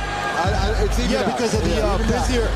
I say Jones was a lot busier, and then he was putting a lot of pressure in his second round, where Clark didn't. And then Clark's, like you said, he wasn't properly balanced going backwards, and he fell. Wasn't a knockdown, but he did get a lot more. He got hit a lot more than he did in the first round. Listen, the only difference between round 1 and round 2 is that Clark wasn't able to throw a couple of punches. Because when Clark throws punches, Jones goes down. Yeah, he throws good counter shots. This round is for all the marbles. I'm going to see a lot of pressure this round, I have a feeling. It's going to be banging in the middle of the ring. So does he kind of remind you of Manny Pacquiao? Because Manny Pacquiao comes in with the crazy flurries. Yeah, just like him. 5-6 punch combinations. It's crazy. This is going to be interesting. All right, so this is going to probably be the determining round, because first we had Jones in the first round. No, it was actually Clark in the first round. And Jones in the second. And look at Jones. He's coming out. Just putting pressure again. Right. He's a continuation of round number 2. And Clark just needs to get some room where he can land that right hand. They both need to take a half a step back so they can get full leverage on their punches. And I hear Jones's corner. I hear Jeff over there. Jeff is saying, just keep punching. And he's screaming. You can hear him right through all the noise in the crowd. It looks like Brett's getting the better end of these exchanges. Yeah, but Clark just landed 2 right hands. And an uppercut. And a nice body shot. Uh-oh. I tell you what, Clark is trying to take a step back, but he just can't get enough room. He looks like he's running out of gas. He's really not punching. The man in red is finishing strong at the bell. And there it is. Whoa. What a fight. Whoa. Wow. That was that Rocky too. That was a street fight. Listen, that was Rock'em Sock'em Robots, man. That's what that was. Back in the day, if you catch somebody trying to steal your hubcaps, that's what you did. You came out the house, you threw on the robe. I don't think Anthony knows what hubcaps are, baby. He don't know. He don't know I'm what that a 96 is. baby. Yeah, he doesn't know what that is. Rims, they were. I'm talking in the 80s. Yeah, exactly. You remember? Did you ever see like guys put like gold teeth, like caps? Oh yeah. They still do that today. Yeah. Well, they do that for wheels. They used to do that for wheels. Back in the day, hubcaps. Back in the day. That's interesting. So I got the man in red with the win. I don't know about you guys. Absolutely. I do have the man in red. I have definitely Jones winning that one. I think he took 2 out of 3, if not 3 out of 3. You know, well, definitely 2 out of 3. I would give it to him. I think I give Blue the first round because of those counter shots. But right. The next 2 rounds I give to red. What a fight. What a fight is right. That's good. It's heating up. After the intermission, we're getting a lot of crazy fights.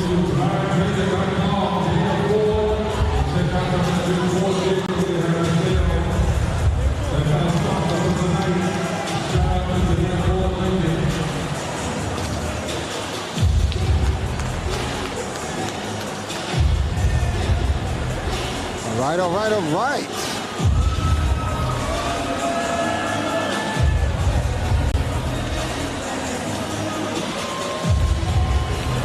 I like it. I definitely like it. You know, the whole world would get along a lot better if they had some fair fights. You know what I mean? Yeah. But people want to do what it takes to win. Yeah. Sometimes you got to get a little dirty. Yeah, I noticed that because you know why? I know this is coming. Because I commentated you on a couple of your fights. And you get a little bit dirty. Not much. Just you got to show your opponent that you're there to win. That's it. No, I actually like what you do. They're pro moves. They're definitely. Thank you.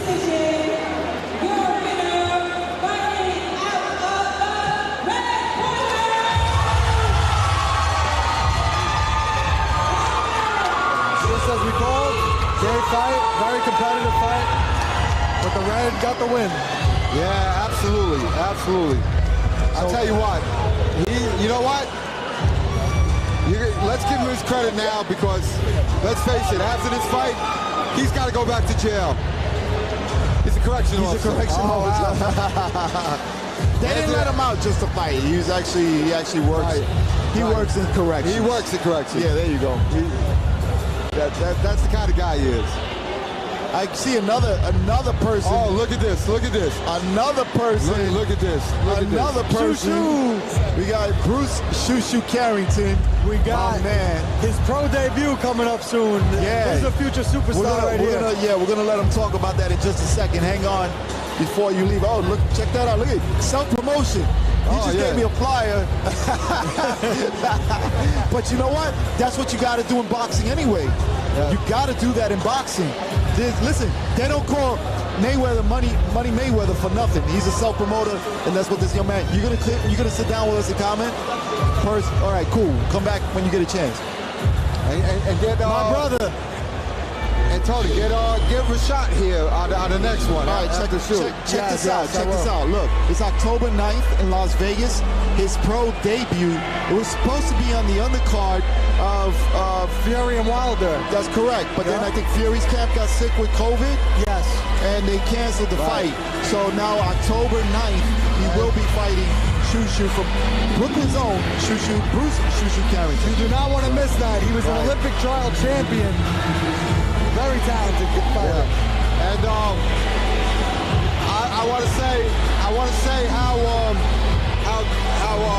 Fury and Wilder got Shushu because it was in Fury's camp that he got a cold, right? Yeah, I think he got COVID. Fury got COVID. Yep. So he sneezed. Shoo. And then Shoo. And Wilder said, "Yeah, I'll put him on a fight." Yeah, the promoter thought he said Shushu. That's why. That's exactly what it was. That's what it was. Exactly. So if you're gonna get nicknames, get nicknames that people say. You know, what's your nickname? The General. The General. Why the General? My grandfather was my biggest fan, and right before my pro debut, he passed away. So I took his name with me. I'm gonna bring that name to superstardom. Mark my words. His name is General? His nickname was the General. I love it. I love it. That's cool, man. That's cool. Good stuff. Good stuff. I know it wasn't his first or last name. No, of course not. Of course not. I knew that. But when he said his name, I wasn't quite sure. Now I know. All right, moving along. We're gonna have we're going down to welterweight now. Welterweight bout. Oh, this guy's funny. This guy is real funny. They call him the window tinter. This guy I like a lot. Right. Okay. So in the red corner you have Kachung, and they call him Kaboom, and he's from Customs. And then in the blue corner, you have Fernando Rincon, the window tinter, and he's from National Grid. And we've seen Rincon a few times. He went with us to Florida, Jacksonville, Florida, and he fought down there for us as well. And he's a pretty good dancer. Now, Tony, are you a good dancer? Because you move well in the ring. Yeah, I got good rhythm in the ring. On the dance floor, I feel like I'm one of those guys that think they could dance, but I don't know if I got any rhythm, to be honest. Listen, I'm gonna have a few drinks and say Tony's the greatest dancer.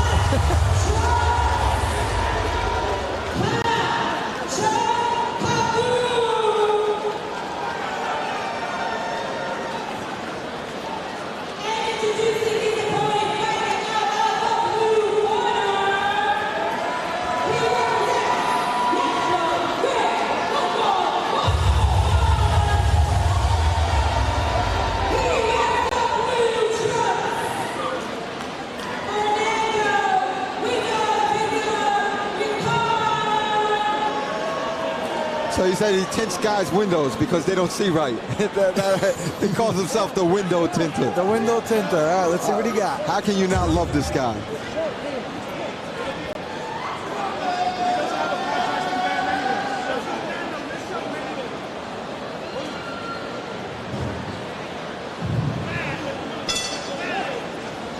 All right, this bout number 7. And right away, the window tinter, a nice combination. Wow, he tried to tint the window right there. Yeah, he sure did. He just missed it, though. Kachung answered with a kaboom of his own. Blue is using pretty good movement. He's got to keep that movement going and keep that jab going. Right. And wow, he hit him with a good right, it looked like. Rincon hit Cabal. Oh, big right there by Rincon. And a right hand by Kaboom. Good exchanges by both men. Yep. Answer back. I understand that Kachung did some Muay Thai boxing. So let's see if he brings any of that skill into the ring. Nice right hand again. And Fernando Rincon is just a smoker fighter. This is his 3rd or 4th smoker fight. Yeah, but don't get it twisted, man. He's been working out, and he's been trying to get improved. And I could see some of the improvement from when we were in Fort Lauderdale a couple months ago. Nice 1-2 combination there. And that round seemed a little fast, man. Did I miss it? Very fast. Yeah. Probably a minute. No, they are doing a minute round. It seemed faster but it than a just minute, seemed a little faster than a minute. I don't know. I would have to give that round to Blue. I like his movement. I like his combination punching. That's Fernando Rincon. Yep. He's showing very good ring generalship in there. He's the window tinter. He's tinting those windows right now. He's from National Grid, by the way. So we're, like I was saying earlier, we're getting a different crowd of people that coming in here, mixing it up in the ring.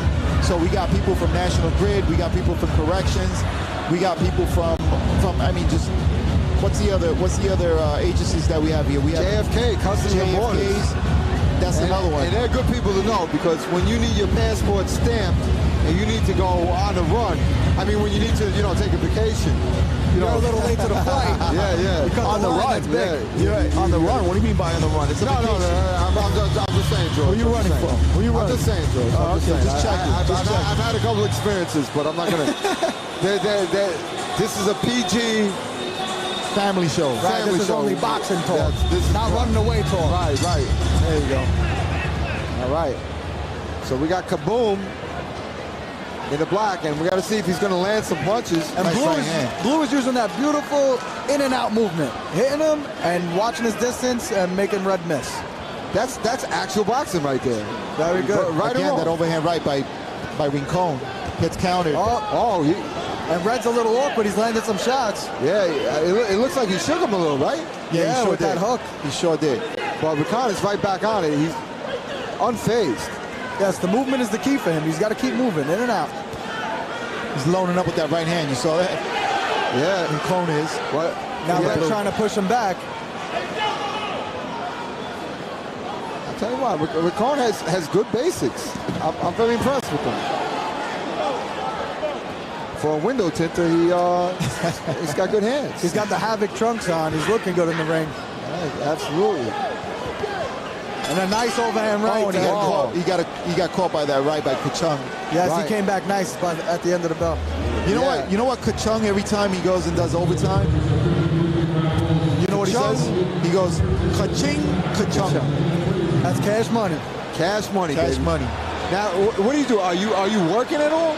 Or Yeah, I'm personal training on the side. Okay. But when fights get close, that makes sense. Yes. That makes sense. Okay. But when fights get close, just boxing. Like right now, just boxing until this fight, and then I'll go back into personal training too. Okay, that sounds good. Now, have you ever done any other stuff like MMA or anything like that? No, never. Just boxing. But Let me ask you a question. What got you into boxing, and who's your favorite boxer? Like, who would you like to emulate? My favorite boxer is always Rocky Marciano, because by the time I retire, I want to be the greatest Italian boxer that ever lived alongside Rocky. That's my only role model in boxing. And I got into it from baseball and football by Patty Russo. Patty Russo brought the team to get in shape for football. I fell in love with boxing and did that my whole life. Wow. So, thanks to Patty Russo. So you actually an athlete. You used to actually play different sports, and then you just got into this. And Yeah, I was an athlete. I loved other sports, but then boxing took over my life. all right, round number 3. Back to the fight. Rincon in the blue and Kachung in the red. Let's call it a right hand. Kachung does. I don't think that was in the back of the head. Yeah, getting a warning was Rincon for hitting back of the head, but I don't think it was. Good distance by Blue. Good right hand there by Rincon.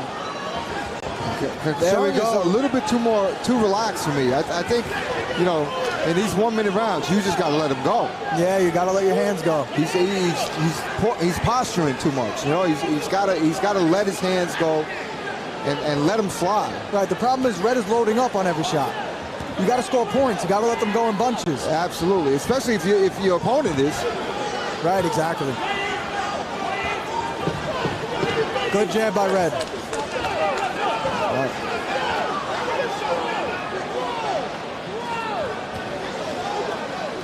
Well, he is coming forward. He put him on him up. I give that round to Red. Yes. I'm not sure about round 2. I think it was Blue, but I'm not sure. I got round 1, 2 to Blue and 3 to Red. I think Blue got the fight. I'm with you, Tony. Definitely round 1 to Blue. And we definitely saw an improvement from Rincon from when he's a smoker fighter, meaning that he doesn't really, he doesn't fight in boxing. Obviously, he's not an amateur, but he comes out here, he comes out to the smokers, and he always volunteers. He likes mixing it up, and he's been getting better. I'm watching him. His footwork is better. His hand speed is better. I understand.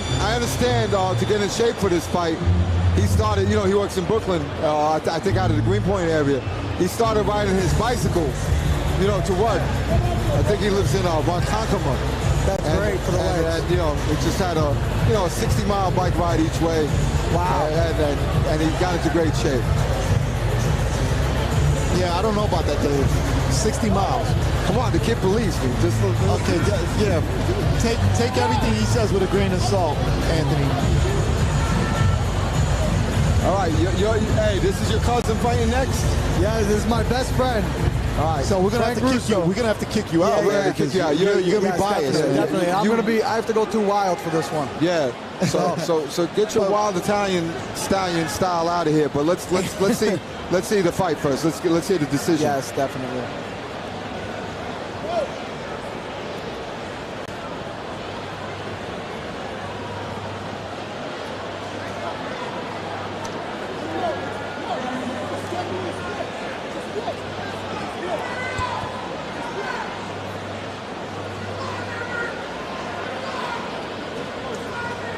All right, let's see what Harold's got to say.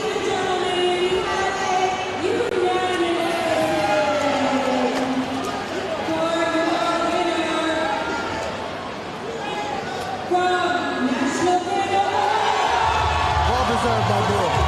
All right. So Rincon has a little streak going on, man.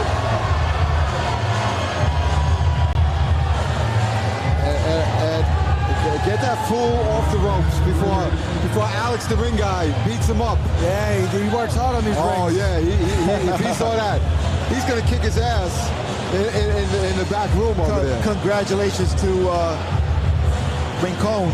Good job. And he's pretty happy with himself, I have to Yeah, admit. he's jumping all over the ring, jumping on the ropes, jumping on the turnbuckles, jumping all over. He's still hopping out there. He was jumping, he was jabbing. So, Tony, good luck on your fight. Thank you guys very much for having me. Thank you, my brother. Thank you. And good luck on your pro debut. Yes, follow me on Instagram, The General Boxing. The General Boxing, no spaces. Shout out Smoker Talk. All right. That's what I'm talking about.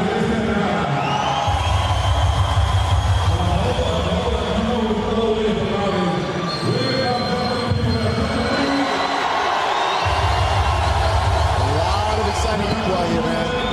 All right, so joining us now here with us is somebody that you've seen here on Smoker Talk before, and he's actually a commissioner in boxing, New York State commissioner, and he's also something else. I'm going to let him talk for himself and say what he is. Thank you for joining us. This is Ernie Morales. Ernie, welcome to Smoker Talk. Oh, thank you for having me. You know, every time I get on your show, which is successful and growing every day, I appreciate the opportunity. Dave, you continue to amaze me throwing these smokers. I'm happy to be back in person. This is a competitive show. Look at the arena that you got. It is great. It is great. And I'm a little upset with the arena because they promised me no chairs so that people could walk around and mill about. But it's still a good show. It's still a good show. Absolutely, I have to agree with you. I just wish I had my kids here because I have them climbing out of chairs. Ernie, so tell us a little bit about yourself, what you're doing nowadays. Ernie's a serious dude. Right, let me introduce Ernie. Right. Ernie did 30 years in the police department, right? From police officer all the way up to deputy inspector. That's correct. He was a detective also, which not everybody was. I certainly wasn't a detective. And he was also an undercover cop. He did undercover police work. So he did it all. That's right. He did it all. Then he got kicked out. I mean, he left the police department. Actually, he left it to go to another job, right? That's right. And now you're the, what are you, the commissioner? What are you, the deputy commissioner? What are you? I'm the first deputy police commissioner in Mount Vernon, New York, the 8th largest state in New York. So I'm happy to be helping them for the last year.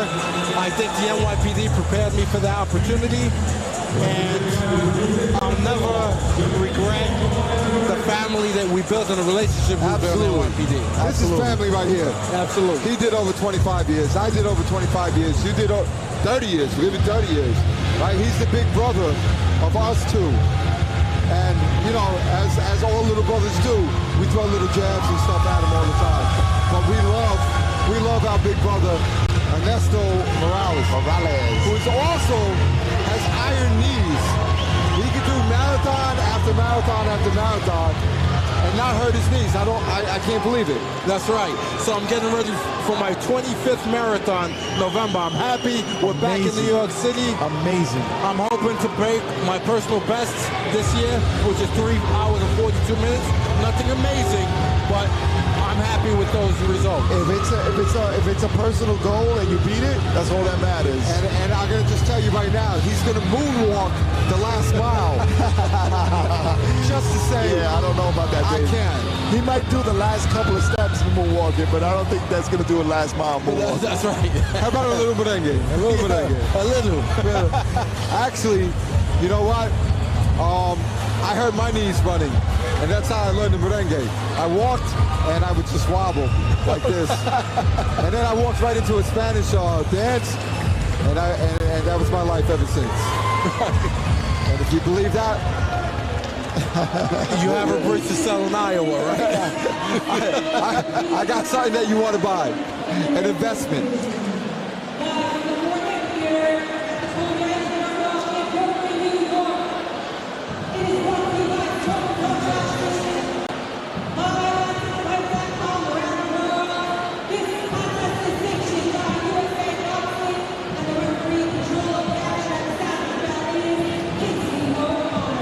My goodness, look at this in this corner with Frankie Russo. He's got his father and his uncle.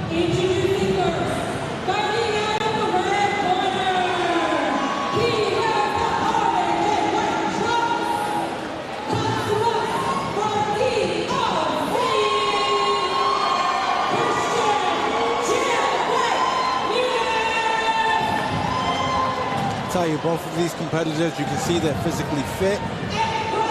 Absolutely. But can they run marathons?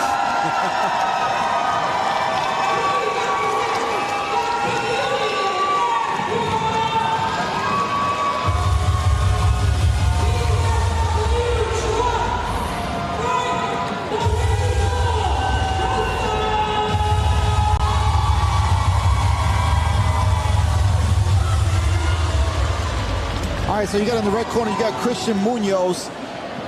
And by the way, he's from the Department of Corrections. This is middleweight. And you have Frank Russo, the Raging Bull, and he is from the New York City Police Department, from Community Affairs Bureau. And he's got his uncle and his father in the corner. I would not want to go to a corner with my uncle and my father, unless I was Floyd Mayweather. All right, so he definitely has a powerhouse corner. Let's see if he brings the skills to match it. Right. So you got Munoz in the red, Russo in the blue. And Munoz could fight a little bit. We've seen Munoz fighting a couple of smokers. He is no longer. What is Cassie O'Connor doing? I don't know. She's yelling at somebody ringside. She's yelling at her husband, Biggie. All right. Let's see what we got. Oh, wow. Nice left hand there by Russo. Another left hand. Russo looks pretty strong right now. Let's see how Christian Munoz is going to do. He doesn't seem too perturbed. That's it. Little hold in the head. Big right hand. Puts down Munoz. As Russo goes to Lucha corner. Munoz is trying to get his head cleared. Russo's looking very sharp. Very, very sharp. His punches are like not missing at all. Absolutely. Another left hand by Russo. All right, let's see what Munoz could do. Let's see, he's got to recover. Big right, then that left hand by Russo. All right, so Munoz makes it to the end of the round, but it is a 1-minute round. Wow. That was a good punch. That was very impressive. But Russo was sharp, crisp, and followed up with short left hooks. All right. Wow. So Ernie Morales is going to shadowbox the last mile. That's right. I can do that. You can do that, right? Oh, that's right. I like bring the experience. like Ali and like Joe Louis back in the day. That's right. All right. I just want to put it up. Okay. So all right. So Frank Russo scored with a tremendous left hand. Tremendous left hand. Christian Munoz was coming back you know, he was throwing some rights, and then he got hit with that left hand. So we got to see what happens round 2. You think Christian Munoz could come back, or do you think I'm looking at Munoz right now. He's still rocked. He's still hurt. He's not steady on his feet. Let's see if Russo can capitalize on that. He's trying to get the cobwebs off. He's trying to shake them off. But I think the ring doctor may be coming in. I'm not sure. Yep, ring doctor's going to come in and check out Munoz before the start of this second round. You know, here in the amateurs, we have to play it safe. We're always concerned about the health of the athletes. Absolutely. And these are amateurs. Nice left hand there to the body by Russo. And you hear there is no quit in Munoz. And Munoz is throwing some hard right hands himself. Look at that. And I tell you what, Russo has some sharp shots, but I like this guy, Christian Munoz. He does not give up. He's coming forward. He's throwing shots. And Cassie O'Connor, as she is often wants to do, is giving a lecture. Has she ever given you a lecture? She has, many times. And the problem is that the referee shouldn't be the show. The athlete should be the show. I love Cassie O'Connor because she teaches amateurs a lot. Frankie Russo to a good right hand. And followed up with that left and caught him on the chin. But like you said, Munoz is still game, and he's still in there trying to swing and catch Russo. I tell you what, there's no quitting Munoz. And yeah, I'm very proud of him. I'm very proud of him. No, he has a heart of a lion. The problem is he's keeping his right hand down, and he's walking right into Russo's left hook. Right. That's something you don't want to do. If somebody's going to show you that they're going to hit you with the left hook, your right hand, you better take it and glue it over there. All right? That's what we call the glue. So now one thing about Ernie, you used to actually box. Yes. And you became pro. Did you or did you not become pro? I'm undefeated. Retired undefeated. Go ahead, Dave. 1-0. And that one can also be spelled W-O-N. 1-0. That's right. One and done. That's okay, but you did it. Yes, I did. Yes, not everybody can say that they were a pro boxer. True. So you did it. Absolutely. And you won. You're still number 1, Ernie. That's right. He's number 1 in my heart. All right. Third and final round between Russo in the blue, excuse me, and Munoz in the red. Right, and Munoz does keep dropping his right hand. There he got hit with the hook again. Yes, got to take a count. Oh, she stopped the fight. Why did she stop the fight? I think. Wow. I think that was premature. That was. I don't understand that one. Remember, these are the amateurs. I believe that was a premature stoppage. I think it deserved an 8 count. I didn't think he was hurt enough, not even for an 8 count. I think she should have let him go. Hey, listen, and this is why we got to say, we're out here, we're not looking into the fighter's eyes, we're not reading them. True. We don't have that excellent 20/20 vision anymore. No. You know, and we're far away from the ring. Definitely, I don't have it. You don't have it. Yeah, but you know what? Yeah, we are kind of far away from the ring. I borrowed George's glasses once, and I thought the world was coming to an end. Everything was just rushing at me. All right, so that's the end of the round. That's the end of this fight. And the end of this fight. Russo takes this one. Congratulations to Frank Russo. And I got to tell you, I tip my hat off to Munoz. Christian Munoz is a warrior. A spirited match. He came in, he kept trying to fight, and unfortunately he got stopped. I think prematurely, but he's still in there. But in his defense, I know he pulled a triple last night. Oh, did he? Actually, he rolled over. He rolled over. So, you know why? Because he was pulling triples every night. I got it. That's for people who don't know about what we're talking about. In the Department of Corrections, you have a 4-day work week. Yes. So say it's Monday to Thursday. You're going out on Monday, and you don't come back till Thursday. Right. And then because of that, you take a couple days off because you got to sleep for like about 4 or 5 days. Right, because you have to recover from a 24-hour shift. So what happens is everybody else is getting short and they're getting stuck. Right. So it's a rolling process right now. Horrible to say, but true. Yeah, and they hug it out in the ring. Actually, Christian Munoz came to hug Frankie. It's a good fight.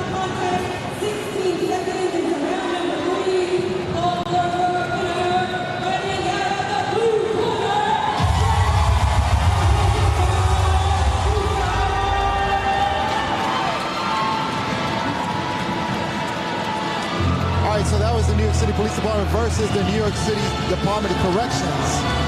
And New York City Police Department wins that one. Frank Russo sporting a nice smile with his girlfriend. They're in the ring. So, all right, that's something that would make an old-time boxer grow up.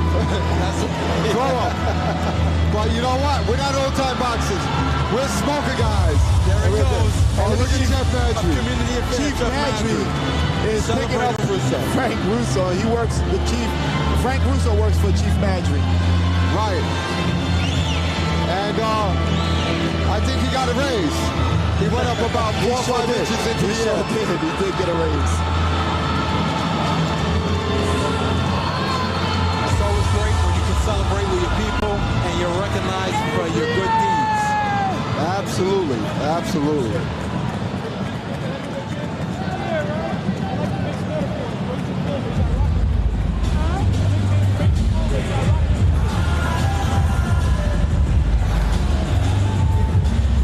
So that was, what bout was that?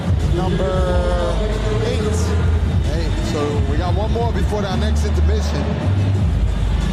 Luis Crespo from Customs, and these are super heavyweights, and you have Nick Stephanopoulos, the Greek type from Stephanopoulos. Stephanopoulos. You got to hang out with a lot of Greeks and go do a lot of oboluses. That's right. Right or wrong? Right or wrong? I absolutely agree with you. Your pronunciation is impeccable. It's unbelievable, right? It is. I used to go to Astoria and get that spinach pie, you know what I mean? Right. And you got to do a lot of oboluses. Stephanopoulos.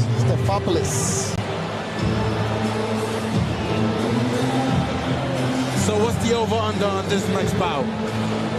We don't know, but I'll tell you what, it is muscles versus salsa rhythm. Okay. All right? Luis Crespo he's a little chunky right now because of the COVID, but he can move. He goes like this, and it looks good. Okay? Excellent. Stephanopoulos had a few smokers. He was a cadet back in the day in Fort. Like 2 smokers as a cadet for me. Right now he's just big and muscular. So I just want to see how the muscles go up against this salsa rhythm.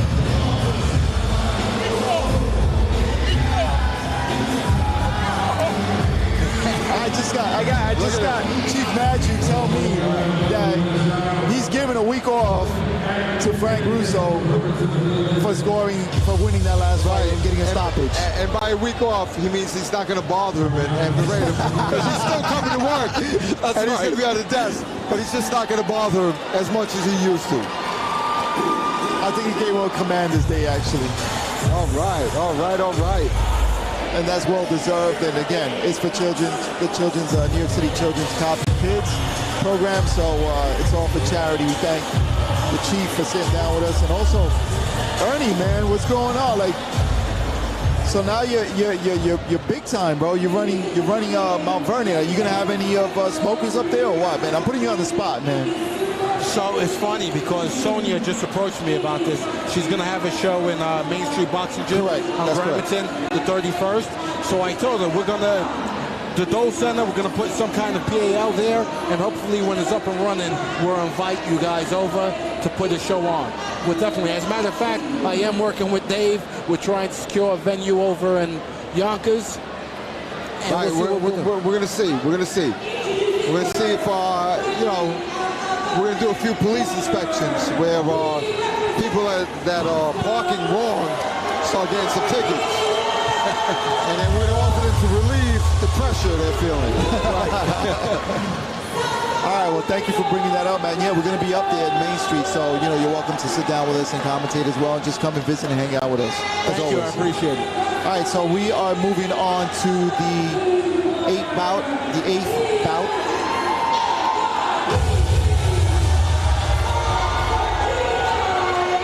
These are big guys, man. Super heavyweight.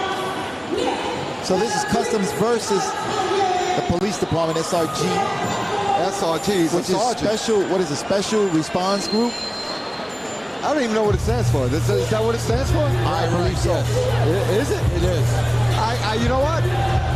The old task force. I was a Brooklyn North task force guy, so I never, I just fell for task force. So, I didn't even. I don't care what SRG means because they replaced us.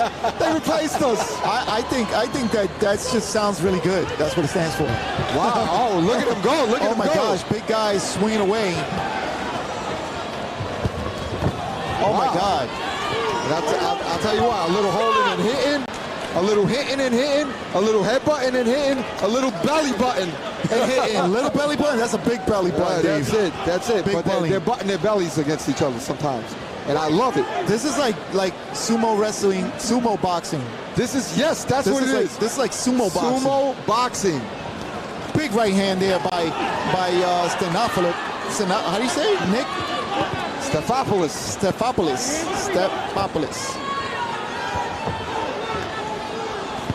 And they're mushing each other in the face with the gloves. And they are letting him go. They are letting him go. And Stefopoulos is really trying to throw some hard punches, but Crespo blocked them all and threw some straight punches. I don't even know what's happening over here. And it's hard to tell because they're both wearing black. They're both shaped the same. And they're it's very hard to tell if you don't go by headgear. Yeah, I wouldn't know even who's winning this fight. And they have the same exact style. Nick definitely won. The blue corner definitely won that round just on volume of punches. Let's see if he brings that same energy in the second round. Sounds good. All right. I can agree with that. Are you sure? I got them confused sometimes. It was like watching twins fight. Are you sure? I'm almost positive. But I see the mix-up. If they turned, I didn't know. They did spin him out a couple times and confused me. Right. I was completely confused. So we're going to go with blue helmet, blue gloves is Stefopoulos, and red helmet, red gloves is Crespo.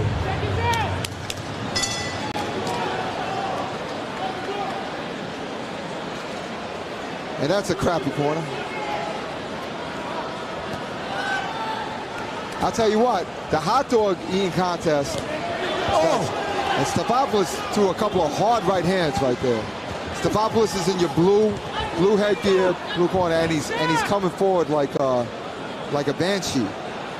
He's coming forward like our hot dog eating contestants right now. Like he sees a hot dog. Lewis told him he was going to eat his hot dogs. Right. He took that personal.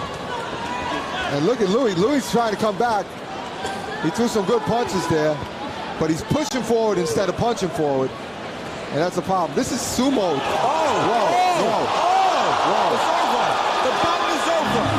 Don't get in the way of a man's hot dog. Wow. And he got hit. You know what? He was falling. I think he got hit back in the head there. He got hit like Iran Barkley hit Thomas Hearns. With two right hands, he went down like a tree. I'll tell you, he's going straight to the hot dog eating contest right now. Let me tell you something. I like Stefopoulos. He reminds me of a brontosaurus,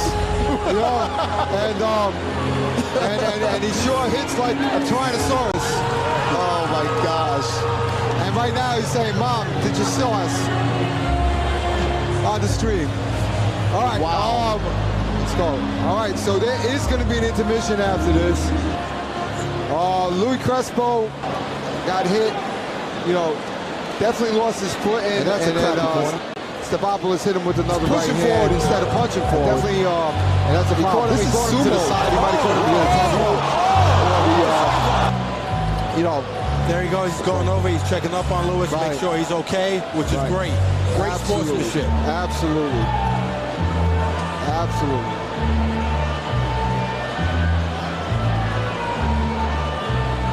All right. All right.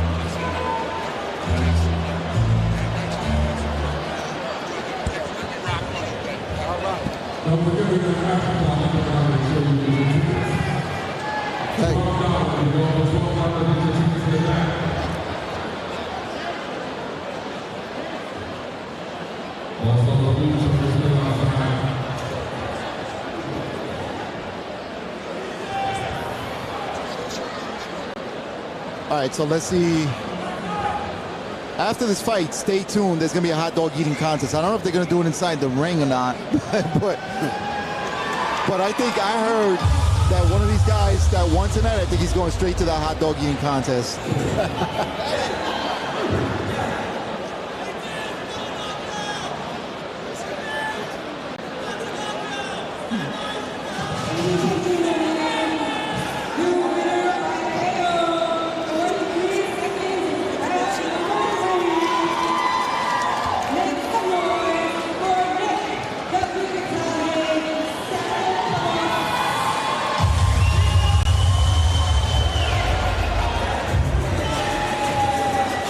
Very entertaining matchup. Yeah, the crowd was screaming at you, Dave. They're like, hey, Dave, Dave, trying to get your attention.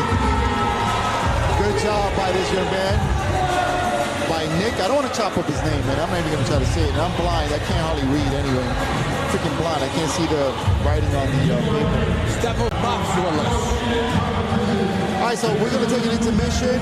They're going to do the hot dog eating contest. We'll be right back. We'll put on some commercials before we go. And then that's it. And then we're going to have the hot dog eating contest. We'll be right back.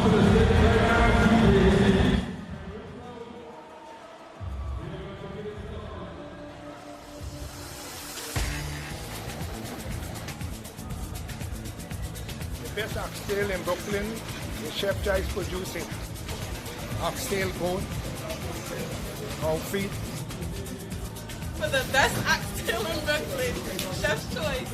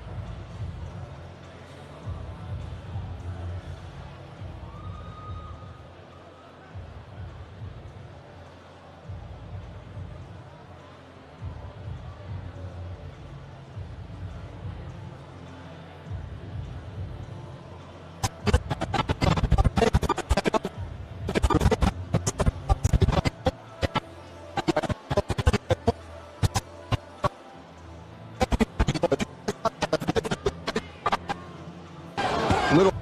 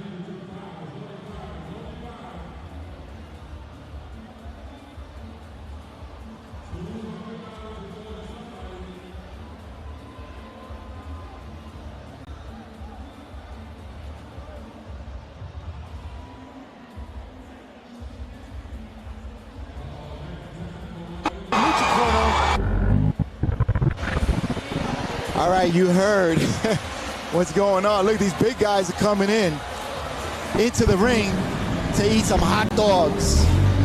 And the winner of this contest is going to walk away with $200 more in their pocket. Ernie, you ever thought of eating a hot dog contest? Look at these guys. These are big dudes, man. These are. I'll tell you, they look hungry as well.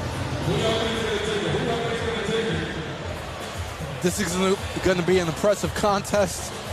But I'll tell you, in my experience, everybody says they can eat hot dogs until they shove them down their throat and they throw up. Oh, my gosh.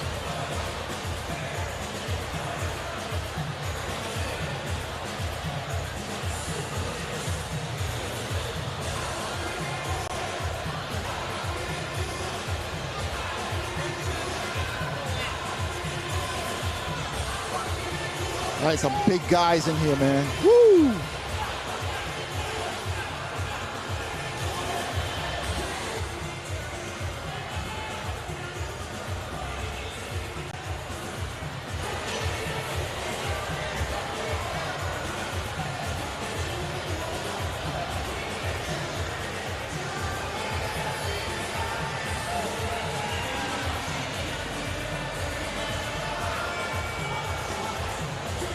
All right, so let's see.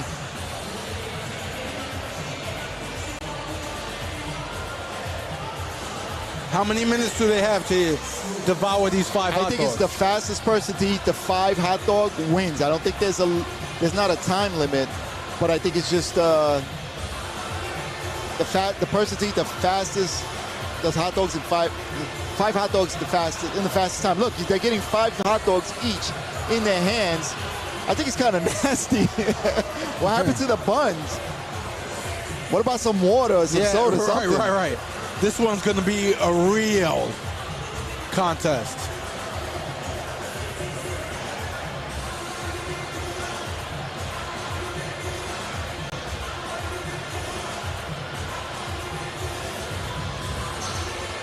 All right, so David's handing out the hot dogs. It's kind of nasty, man. I don't know. I like a hot dog with a little bit of sauerkraut, some mustard, maybe some ketchup, but mostly mustard. I don't know about eating hot dogs like that. These guys are they're wrapping the hot dogs all together, and they're gonna shove them down their throats, man. Let's see. Hopefully we don't need EMS. You know, EMS is on the side, actually, standing by just in case these guys shove a hot dog and they wind up choking it on or something.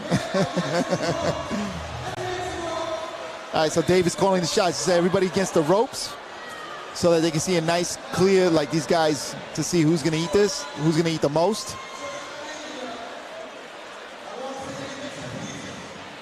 All right, shout out to everybody that's watching on YouTube. If you watch on Ticket Life and you had an issue with that, we're gonna take the same feed. We're gonna repost it on YouTube. Oh, excellent. because this will continue to get repeated hits. Yep, here we go. So the guys are chewing away on the hot dogs. Let's see who takes this one.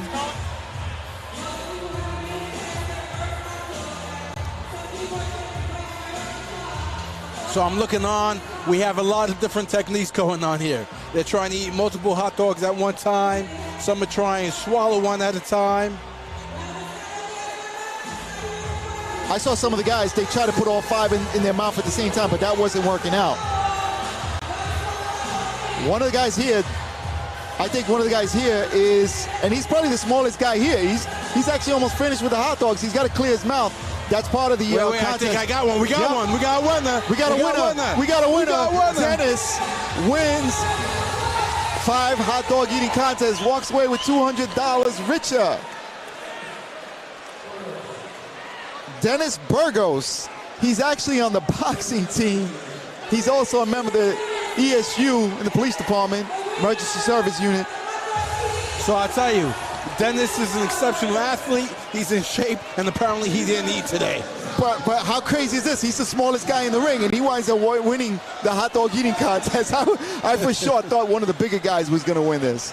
Right, so one thing I know about this is size doesn't matter. Is that so? I don't know. I wouldn't be able to tell you, man. And there he goes. He's showing off his winnings. It's $200. Well, I tell you, there was no loser in this. These guys all eat hot dogs. At the very least, they left with a full stomach. Yes, they did. They came in here. They could have came in hungry, and they're leaving full.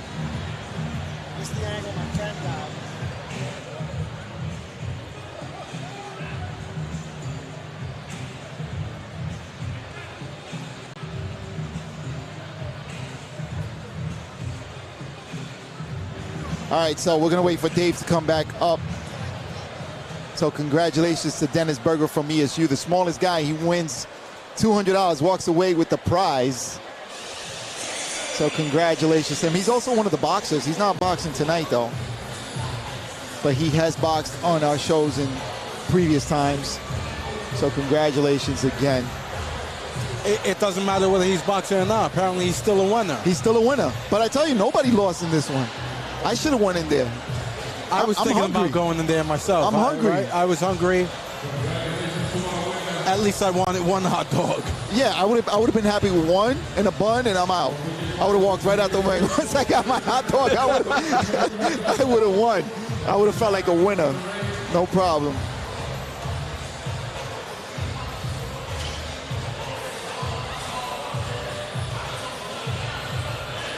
All right, so we're going to continue in just a second with the boxing. We are now in intermission with the hot dog eating contest, but we are coming right back with bout number. Let me put on my glasses again. I'm blind. Bout number 10. Bout number 10, which is going to be customs versus school safety division. The school safety division. So even the school safety is getting in on this. A lot of different agencies. So it's great. We're giving every law enforcement agency an opportunity to participate in these shows, which are for a great cause. The proceeds from these benefits go to cops and kids, which give opportunities to children in our inner cities. That's right. And it's not only law enforcement, by the way. We have the Department of Sanitation. We have also Customs that is in here. We have also Port Authority Police Department. They're here as well. So we have different agencies that in National Grid. We can't forget National Grid. So, you know, they cut the lights on, they cut the lights off, and they're participating with us as well. And thank God that they are leaving the lights on for tonight's event. Otherwise, we wouldn't be able to see anything. So big shout out to National Grid. And by the way, I just want a big shout out to Dana Ford also for sponsoring this event. They're one of our major sponsors. So big shout out to Dana Ford. Thank you very much for always supporting New York City cops and kids. So we definitely are very grateful for your generosity. And also for Ticket Life, another sponsor of ours, Mad Dog Beans, Mexican Cantina out in Manhattan. Also Finest Home, So if you're looking for a home, you're looking to refinance, reach out to Finest Homes. You'll see the commercials in just a second. Also, another one of our sponsors is going to be, is also one of the other sponsors is also, gee, I drew a blank, but the other sponsor is, I'm trying to find it. I can't find it. Oh, I'm sorry. So we're gonna put on a quick commercial break, and then you'll see all our sponsors.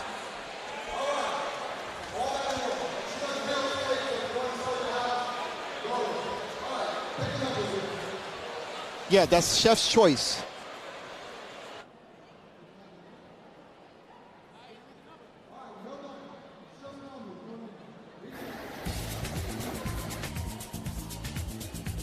The best oxtail in Brooklyn, the chef tries producing oxtail goat, all feet.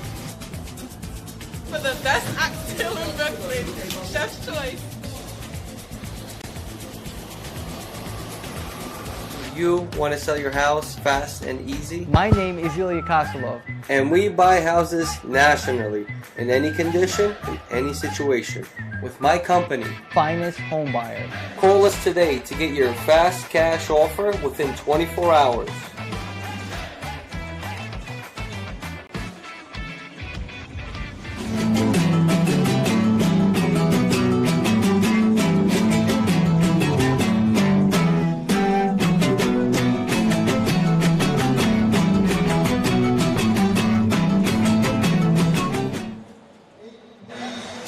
All right, we're back. Those were our sponsors. So thank you to all our sponsors. All right, so bout number 10, the bout sheet's up on the stream. You'll be able to see it. And there's the raffle winner in the ring, but bout number 10 is coming up. And again, that's going to be customs, and there's going to be a light heavyweight coming in to fight, and school safety division. So we have Pietro? Yeah, oh my gosh. Junkash versus Dan Arroyo. So bout number 10.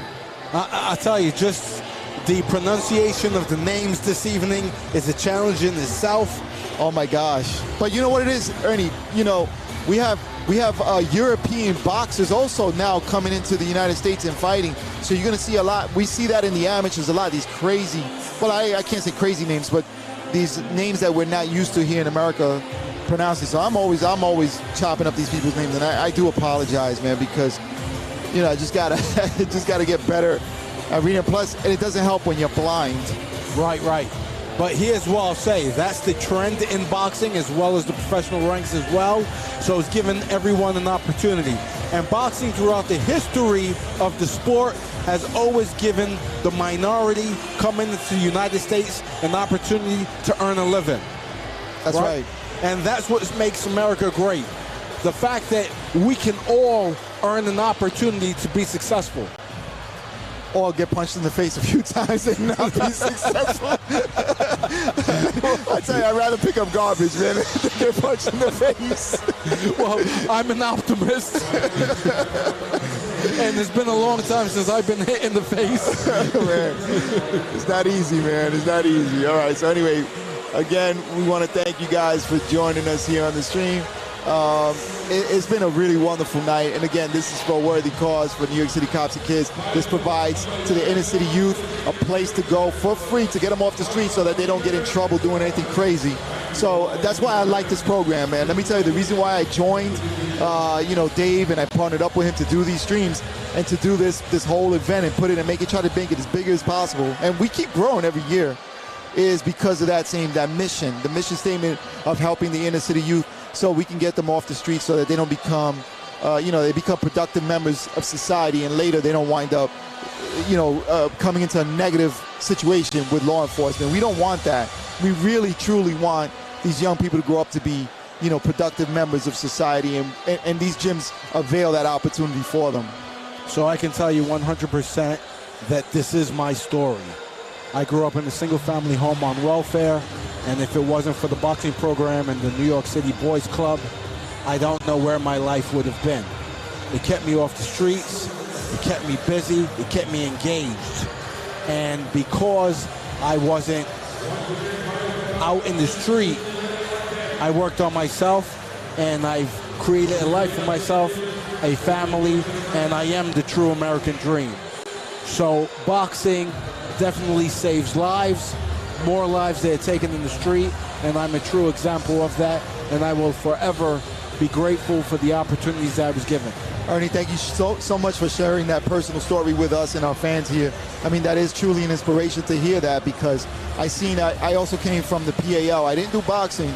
I was more involved with baseball, and that was something that got me off the streets and kept me on the straight and narrow. But however, I did hang out with a lot of the guys that did box, and it was something, a sport that intrigued me, and I loved it ever since I saw Muhammad Ali versus Leon Spinks. And that's what intrigued me. I was about maybe 8 to 10 years old, and that's when I fell in love with the sport. And it was just something really wonderful through the PAL, the Police Athletic League, that I was able to, I grew up in the projects, not from a single family, but in the projects, from impoverished, kind of neighborhood. And the PAL was right down like a block away, and I would hang out there. I actually learned how to make grilled cheese at the PAL, so it taught me some life lessons, so it was really worth it. But this program here, the New York City Boxing, New York City Cops and Kids, actually stepped in when the PAL stepped out. Right. So they filled that void, and that's what we're providing. It's 100% funded by you and by everybody that's here in attendance, and we thank you, honestly, from the bottom of our hearts, for what you guys are doing, by supporting the program. All right, but so more importantly, this program has sent athletes to the Olympics in the last 3 Olympics. Speaking of, the next person that's going to come in and step in for you is Bruce "Shoo" Carrington. He was also Olympic hopeful. Golden Glove champion. Yes, he was. And he's going to be having his pro debut, incidentally, on October 9th on the undercard of Fury Wilder. So there they go. You're going to see him on October 9th. We want you guys to support this young man. This is his pro debut. The guy's a really good kid. He's from Brownsville, from where Mike Tyson and other legends come from. I think, was it Riddick Bowe also from Brownsville? Riddick Bowe, Mike Tyson, that's right. Yep. So now you have Bruce "Shoo" Carrington also stepping into the shoes of those men, legends in the sport, if you will. Making his pro debut October 9th under the Tyson Fury, Deontay Wilder trilogy. That's right. So that's amazing. So we're gonna step in with him in just a second. I don't know where he popped off somewhere. Mike's out.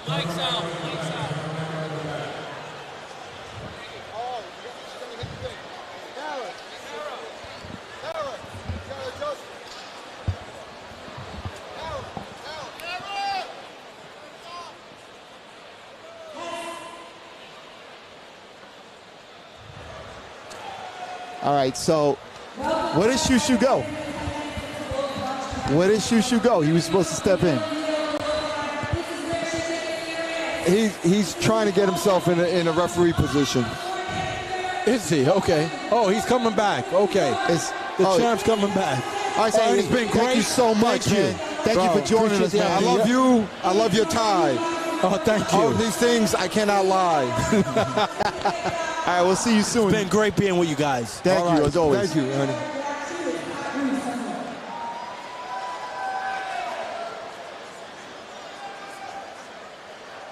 Introducing first, fighting out of the corner.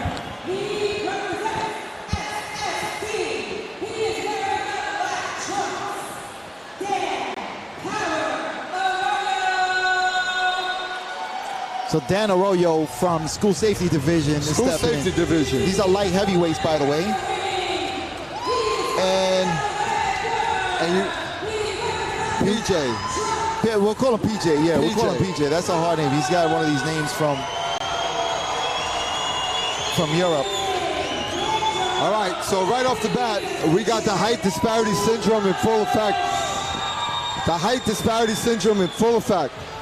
And refereeing this bout is going to be Pat Russo. And in with us right now, commentating, is Bruce "Shoo" Carrington. Bruce, say hello to the people, Bruce. How you guys doing? Miss being on you guys' show. And I'm glad to be back.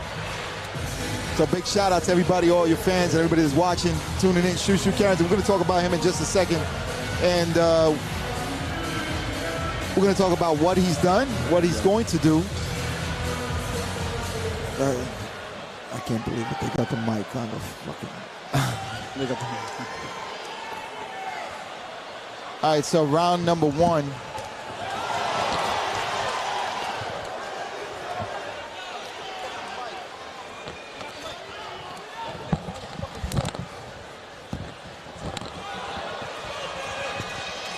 All right, so right away, Daniel Arroyo is the shorter of the two in the height disparity syndrome, and he's putting PJ against the ropes. Yeah, he's doing well getting the shots going on the inside. Those wide shots, though.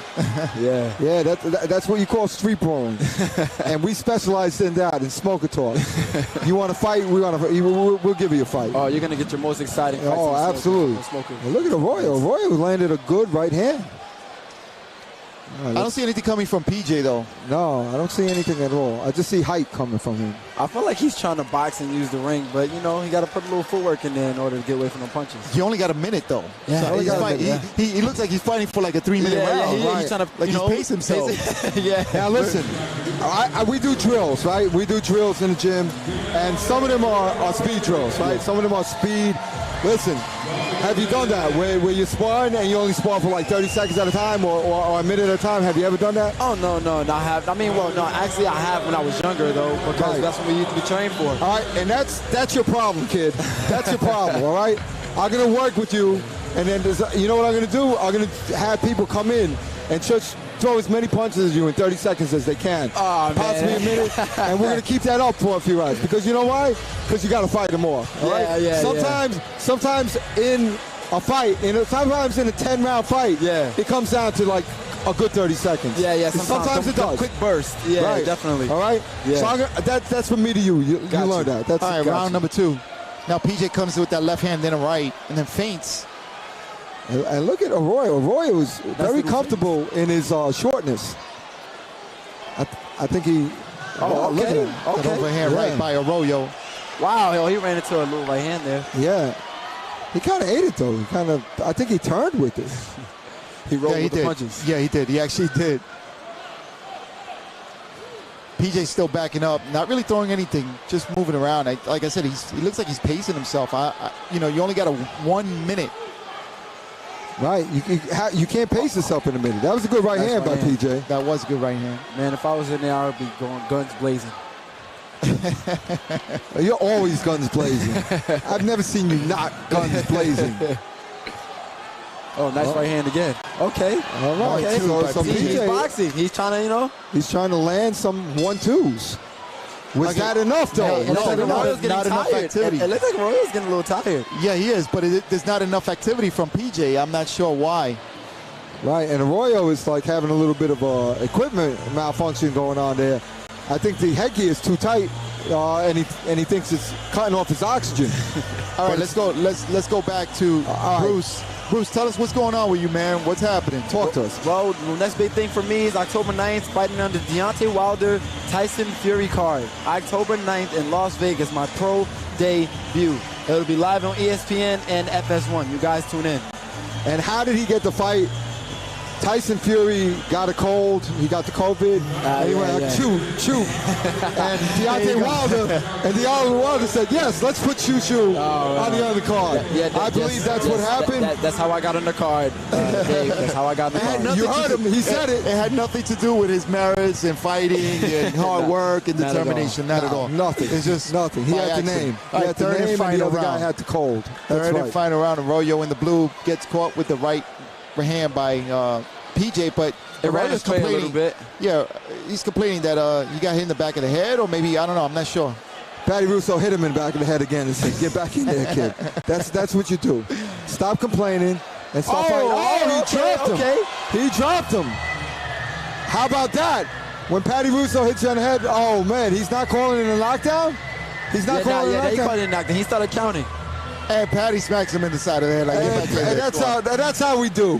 Why throw an 8 count when you could count to 2 and just talk to the guy? Right. And look at Arroyo. Arroyo's encouraged. Now, PJ's trying to get it back now, and he's swinging. And that's what he should have been doing since round one. Oh, yeah. This is a street fight right here. If he'd have been doing this in round one, then it would have been much better of a fight for him. They're doing well. And nice right hand there. Wow. Hey, I think that hurt him. Well, it hurt me. Oh, good fight. Good fight. All right, so that was it. That's all right. That's it. So let's talk about a little bit with Shoo Shoo and his journey. All right. If it wasn't for the COVID, you would have been in the Olympics right now. Yes. They had the opening ceremony today. It's kind of a bittersweet moment, kind of watching that because, everybody on the team, they're like family to me at this point, being with them every single day for the past few years. But me wanting to be there so bad, and just the fact that I didn't even have a chance to get there. Right, and let's talk about it because he was in 130. What's the amateur level now? 130 what? Pounds? No. I mean, I fight at 126 now, but the max weight that I went up to was 141. Right. Then I went to 132. I worked my way down. Okay, so he didn't have enough points, and you weren't allowed to go into these competitions because of COVID. Correct. And you needed. He would have definitely got the points, especially in 126. This is one of the top amateur prospects in. Not just the country. No, he is the top. He is the top in the United States. This is one of the top in the world. Yes. Take a look at his face, right? Because he is going to be something. Absolutely. He's going to be something in the pros. Absolutely. And let me tell you, things happen for a reason. Things happen for a reason. And I was saying how, when you put that up, that you weren't. Well, let's talk about that in just a second. Yeah. Let's get to see who the winner is. Okay, I'm okay with that. Yeah, I'm okay with that. Absolutely. All right, so going back to you, Shu. Things happen for a reason. You don't know. I mean, you would have been out there. A lot of guys now are getting COVID out there, unfortunately, in Tokyo. Yeah. So, we rather keep you here safe, and I think it's bittersweet. Yeah, you're going to be refereeing. All right, so I'll come back after the next bout. We got somebody else. We have somebody else jumping in for this bout coming up. So you go do referee, and then we'll get you back on that. Hold. All right, so just hang in there, folks, because we have somebody else coming in to hang out with us and comment, and we'll bring Shoo Shoo back. But Shoo Shoo's going to go into the ring and referee. So this is going to be interesting. This is your top prospect. This is a top elite boxer in the United States. And he's going to be refereeing now. All right, joining us now is somebody that a couple weeks ago stepped in to fill our shoes. Yes. And Hello. One thing he couldn't do was fit in our jackets. That's right. That didn't happen. Absolutely not. Absolutely not. Yes. And I had him try to fill my shoes once, and he flattened them. They were boots. He's a big guy. Boots. Let me tell you, welcome, Frankie. Thank you so much. Thank you for having me, guys. You did a great job, by the way. I just want to mention that on air when you covered for us on Smoke and Talk. Thank you, Frankie. Thank you. You did an awesome job. You and Hector. And Hector's going to be coming into the ring now. We weren't trying to take anybody's job there. We were just trying to step in and do what we do. Well, actually, we're looking for a B team, so you're part of it, buddy. B team. Yeah, the B team, baby. Thank you, guys. You guys did a great job, and thank you very much. And Hector now in the ring. Actually, Frankie's kind of the O team because he's shaped. me and Dave make the perfect 10. I'm not even skinny enough to do that. I think I'm good. Perfect 10. Perfect 10? Yeah. I think I'll be the donut in the middle that everybody's fighting over. All right, so this is a grudge match, right? Am I correct? This is power lifting versus boxing. All right, so and when I say boxing, let's call it for what it is. Call it. Hector is a has-been boxer, right? Hector is a has-been boxer. He actually won the Golden Gloves, right? That was 100 pounds ago. We don't go by time. We go by pounds. We go by pounds. I don't want to even quantify the amount of food that takes, right? What are you talking about? 3,000 donuts? Oh my God! How many spaghetti dishes? Oh my Weight ain't nothing but a number, Dave. Oh my God! Oh my God! All right. So Hector was a great boxer, but now he's overweight, and he's trying to compensate for that by beating up this this guy, a power lifter. Who's a power lifter. Listen, the weights don't hit back, Dave. Well, let me tell you something. This guy's been in a couple of smokers, and he can actually fight. We'll see what happens. I got my co-commentator Hector over here.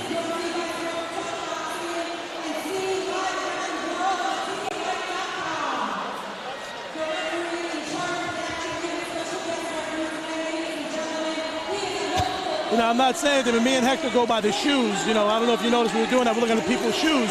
And see, my man Hector got some mileage on his shoes. And Sanitation has some sneakers on. Just saying. Yeah, those are not boxer shoes, right? What are they? I think those are weightlifting shoes. Let's see if they can help him out in this one. All right, so we have Hector Lopez in the red corner. He's AKA Majin Band from the 103. And you have Dylan Mattern and also his nickname is Bam Bam, and he's from the NYPD powerlifting team. Oh, wow. So quick question. People want to know, why is this a grudge? What happened between these two guys? Well, I can tell you right now, Dylan Mattern had said some not so smart things in a video where we got highlighted and kind of embarrassed the team a little bit. We're not even going to mention that video because we don't want to give any more light to that video. So don't even say where that video is, but go ahead, Dave. All right, and then, so now we had that, and then, you know, Hector kind of gave him the big brotherly smack in the head. And Dylan Mattern said, you know what? I could probably take you because you're old and abused. Oh, my gosh. Well, Showtime's about to go down right now, Dave, so let's see what happens. Absolutely. All right, so Dylan Mattern is your muscular one, and Hector is circular one. Is, you know, more like a regular, you know, cop-looking guy, kind of guy with 17 years on the job. Ooh, nice left hand there by Hector. Okay. Another left hand by Hector. Of course, Bam Bam coming in with his Bam Bamming. Yeah, he's Bam Bamming, that's for sure. And that's powerlifter style. Yeah. And look at that. Nice over under. You saw that by Hector, right? Right. Oh, no slip there. And again, manhandling is the power lifter, but now these rounds are supposed to be 90-second rounds, a minute and a half. Oh yeah, this one's a 90-second round. That's correct. But we're not sure if they got the memo, so we have no idea. So let's see what happens. I'm gonna have to put that mental clock in my head. Looks like Hector's kind of seeing the reach right there. See how far he can be away from him with his hands down. You know, not only that, he's waiting on him to come in, and he's going to counter when he comes in. So he's just setting up for a trap. Nice right hand there by just missed. It wasn't as clean as I thought it was when I saw it going. Yeah, it's only 1 minute. It's only 1 minute. But you know, Bam Bam surprised me too. He's out there moving. He's not too stiff like a regular musclehead. He's actually moving out there. He moves good for a muscular guy, right? He does. He moves good. Speaking of that, Frankie, you want to tell the people how many dance contests you won back in the day? Listen. Let me tell you something. This big man can move, all right? This big man can move. He's got rhythm. He embarrassed some of the kids in the local gym. They try to like dance off with him. I tell you what, though, and he put them in their place. And he's fought in the smokers before, right? And he's fought for us. He's danced for us. He's I give that all to commentated for Fat us. Joe. You know, he taught me how to lean back. That's what happens. I'll tell you something. And I've sparred with Frankie before, and he does a lean back. I can't reach the guy. I cannot get past. Can't get past the belly. Yeah, I can't do it. I can't do it. And Frankie beats up on me. So there's nothing I can say except Frankie can't fight. He can dance and he can commentate. All right, so again, this is the 11th bout of the evening. We got 14 scheduled. So round number 2, Frankie comes charging out to the middle of the ring, to the center of the ring, and now... By Frankie, you mean Hector and Matt Dillon, right? We're one and the same right there. Yeah. All right, so Dylan Mattern is trying to exert his powerlifting on Hector by pushing him to the ropes. And Hector's obliging by staying on the ropes. My man Chushu has his workout film with these big boys in there. Yeah, absolutely. Nice body shot there by going to the Hector. body. And do you think one body shot would ever hurt this guy? I don't think no body shots would hurt this guy. I think if he got hit with a motorcycle going at 90 miles an hour, it wouldn't hurt this guy. Well, when he's sucking air, Dave, it might hurt him a little bit. You know, it all depends. And look, He's holding and hitting is Bam Bam. Bam Bam. And I think Bam Bam is actually winning this round by doing so. Look at Hector. Hector has no choice. Yeah, I'm surprised here. I'm surprised by Hector. He's not doing a little step back and throwing some more punches at him. Well, he's stepping back, but he's getting run over like a bunch of. He must have not listened to Fat Joe because he's not leaning back. No, he's not leaning back. Well, let's face it. Let's talk actual boxing. Yes. Right. So a lot of people say step back. We've seen this in his fights. It's hard to step back when a guy's just charging at you. You know, you have to step to the side. You can't just step back if he just keeps charging forward. So all that stuff that they see in movies, karate movies, and kind of do that. You can't do that in boxing. That is actually a better move. If you step to the side and he keeps going forward, right? Then you have something. See, the problem is with Bam Bam being as wide and agile as he is, it's hard to step around somebody like that because he's coming pretty wide. You know, it's kind of hard to get around him. And if you're not in good shape, which Hector is not in good shape, he's in A shape. It's a good shape. It's a round shape. It is a shape. It's just not. There's different Shout out to all my round shape people out That's there. Right. There you go. That's right. Let's not dog him, man. He lost weight actually. He looked better. He looks lost weight. He can't back up. He's got to come forward and he's got to punch. There he is. There you go. That's right the away. type of moves he's got to do. Like a matador. But look at him. He cannot back up because Madden will just come forward. And Madden's holding on there. Let's see if Madden actually tries to throw some punches this time. He's coming forward. Body shot. I would tell. And there he goes. Pushing. Right. Pushing him in the corner. You know, some of the judges look at the aggressiveness. Help me out, Dave. Aggressiveness. You said it right. Okay. Aggressiveness. They look at that instead of the punches being thrown sometimes. You know, it all depends who's taking charge of the fight. Good right hand by Hector, but then he's met with... And then look, and Hector's on the ropes again. Yeah. He's on the ropes. What is he doing on the ropes? Not doing well on the ropes. Oh, and then he got pushed down. He steps over him, too. That was a bench press. That was a bench press. Wow. Look at Hector. Now Hector's upset. a little upset on that one. Right. How much time we have left? That's it. None. Didn't have enough time to get back at him for that one. Wow, he bench pressed him. That was a horizontal bench press. You know what? He pushed him on the floor. I hope both men got their grudges out. I hope that's what happened. I told him to do a 90-second round, and once again, they did not listen to him. Don't you hate it when you got to do everything? When you got to do everything. Yeah, Who did the hot dog contest? You. Who did the hot dog contest? You did, but let me ask you a question. What's up with that no buns, man? You know what? You got these guys out here being glizzy gladiators, and you can't give them buns? Let me tell you something. The buns the no buns thing did the trick, because people don't want to choke on that bread.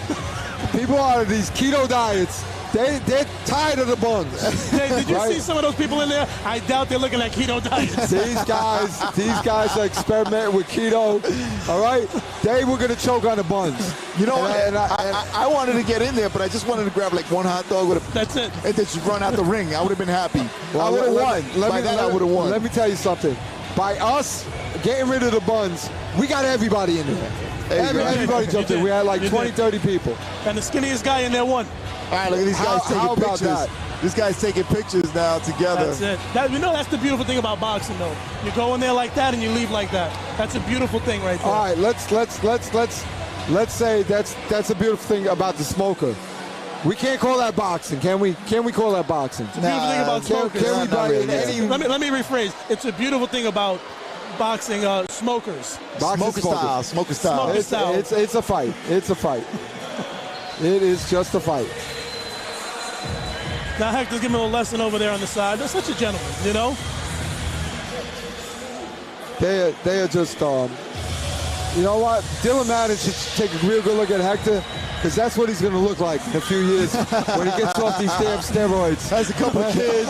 Have a couple of kids, right? Works around the clock. Yeah. Let him enjoy when NYPD bans the rest of the substances he's on, he's going to look like Hector. All right? At least Hector's a natural. Right? All right. Uh-oh.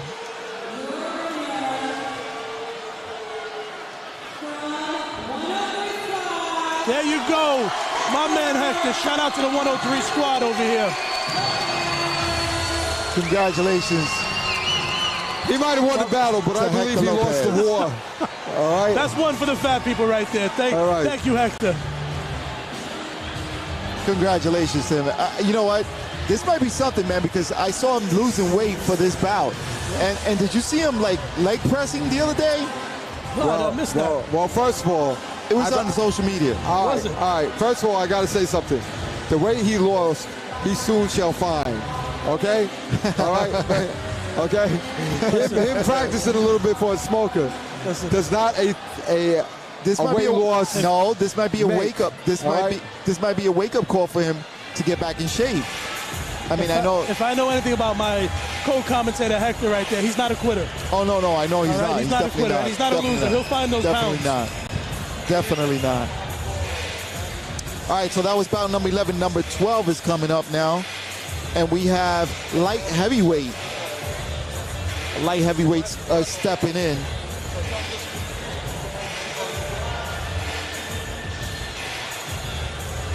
All right. I'm going to head over here and congratulate my co-commentator Hector right there. Guys, it's been a pleasure tonight. Right. Congratulate him with the hot dog or two. I definitely will. You guys are doing an amazing job Thank you so much for the job that you did for us. Listen, we are going to use you and Hector again because you guys have style and charisma. That's what we do. All right. We're bringing fat people back on the map, Dave. That's it. Hey, listen. You can be fat, but if you could dance and fight smokers, we want you. That's it. There you go. Good night, guys. Good night. Thank you, Frankie. Thank you, Frankie. All right, so the next ones are going to be light heavyweight. You got Marcus Delgado from PSA 2. That's Police Service Area number 2. That's right. And Kenny McLaughlin from, he's known as Marvelous. Actually, it's McLaughlin. Isn't it McLaughlin? Yeah, from the 108. Right. So McLaughlin from the 108, the Irish Wonder. And he's versing Marcus Delgado. And Marcus Delgado, I don't know if you remember him, but I found him at the Las Vegas night. Oh yeah, remember you did a video with him. He was drinking a lot. And let me explain this to you. I'm not making fun of guys who drink and anything like this, but and I'm not saying beer muscles, but it definitely brings the inhibitions down. Here's a guy, he's got 19 years on the job. He wanted to fight in a smoker. He always wanted to. He said that. He had a few drinks, he was around me, and he wanted to fight in a smoker. And now he's fighting in a smoker. That's amazing. It's a good thing. A couple of drinks, let your inhibitions down, sign yourself up for the smoker. Yeah, what do they say? A couple of drinks looses lips, right? So that's probably something, like you said, he wanted to do for a long time. And he's in the red corner. He's entering the ring right now, actually. No, wait a minute. You're talking about, Marcus Delgado. Yeah, he's entering the ring in the red. He's the Quiet Storm. The Quiet Storm. And he can box a little, George. He can box a little bit. Ask me how I know. How do you know? I went into PSA 2, and right in front of the desk, I said, all right, I'm going to give you a little test trial. I put on gloves. I had him put on gloves, too, and I had him throw a few punches at me. And let me tell you, he's okay. He's okay. Cool. That's going to be interesting to watch him then. That's what we call a field test right there. All right, do you know what the grudge is about? No, this is not a grudge. Oh, this is not a grudge match. Okay, the last one is going to be a grudge match. Okay. Right. So this is the second to last. All right, so this is number 12. We got 14 coming up. So hang in there. And thank you for staying with us.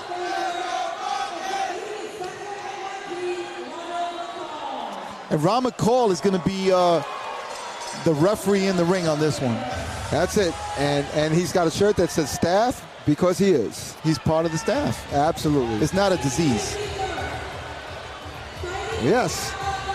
He's not talking about a disease or... No strep throat, no staph infection. No staph No infection. COVID. None of that stuff. It's just good old Ron McCall. No corona. Well, the ones in the stands. Those are the only coronas in here. That's it.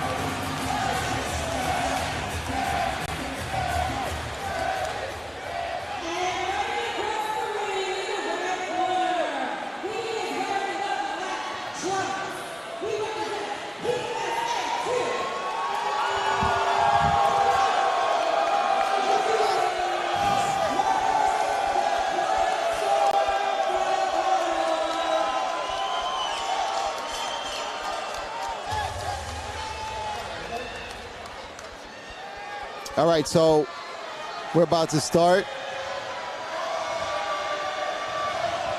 And Delgado again in the red, and Kenny McLaughlin in the blue.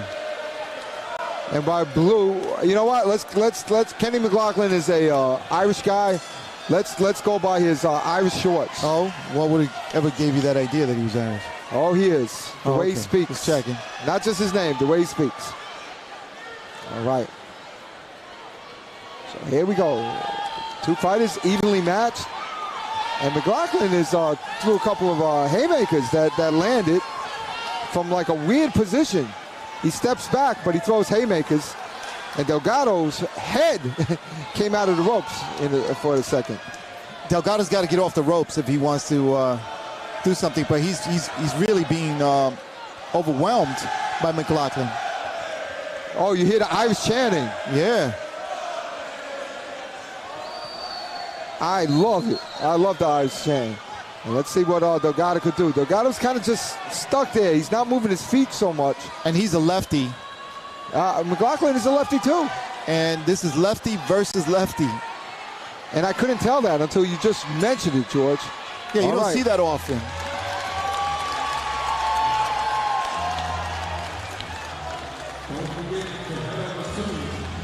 All right. So all right. So I got to give this first round to McLaughlin because he was just a busier fighter. He was overwhelming Delgado. Yeah, and first he was doing it going backwards, and then he was doing it going forwards. Yeah, so so far that's how. And McLaughlin now sitting down. He's just like, he looks like he's a strong guy, pretty strong guy. He looks like he's fit. Let me tell you something about Irish people. I've worked with them in UPS when I was young. They just don't get tired. They don't get tired. They're well, just the like fighting Irish, bro. That's why they call them the fighting Irish. Fighting too, but they're just the hardest working people I've ever seen. They call Irish mules, you know, like affectionately because of the amount of hard work they can do. And you know, he's a mule today. Well, he's in excellent shape, and no pushover is Marcus Delgado either. No. He's in excellent shape, and he's an older guy, but he's mixing it up here with a younger guy. Right. And let's see what he's got. They're both exchanging punches. They're both letting their hands go, George. They are letting their hands go. They sure are.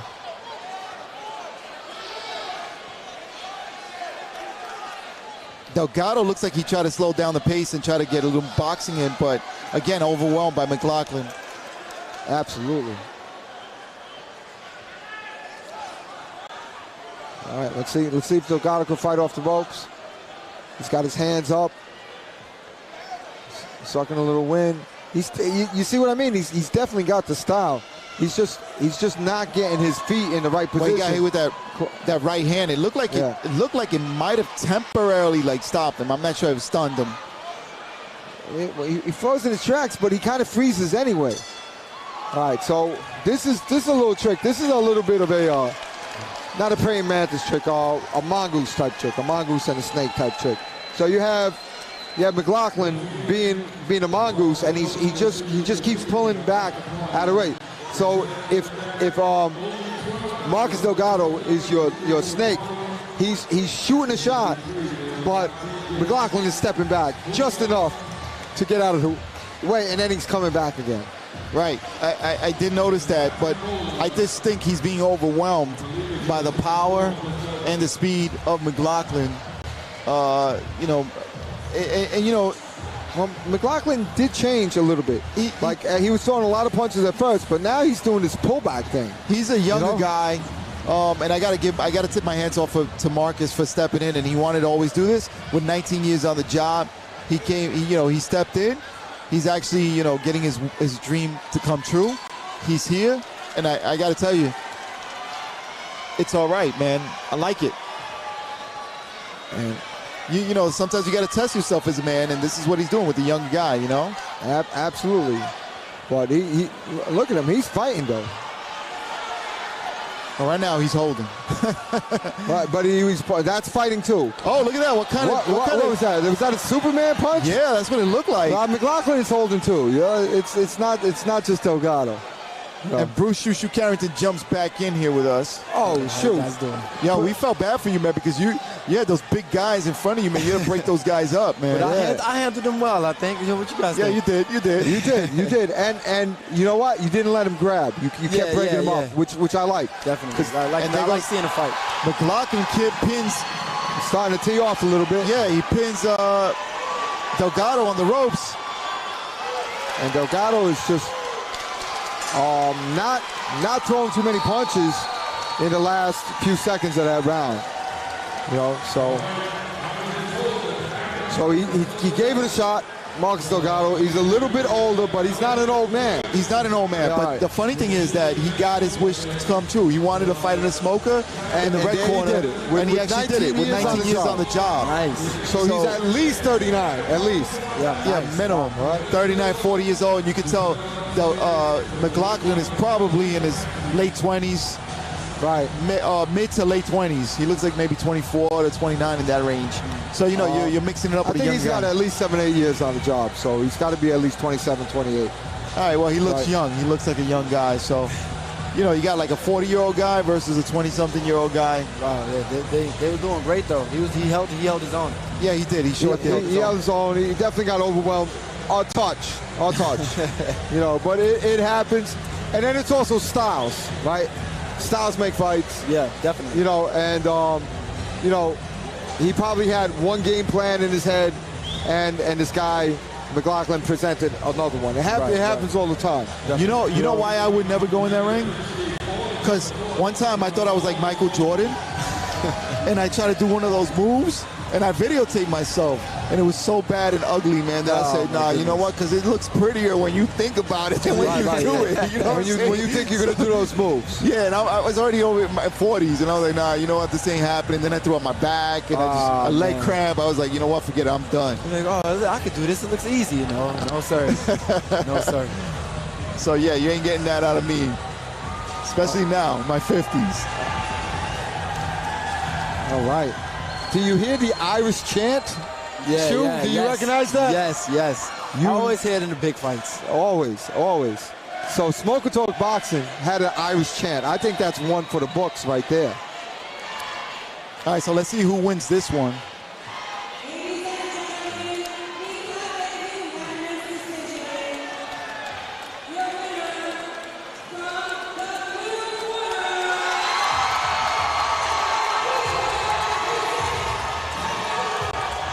Look at Ron McCall in his staff shirt.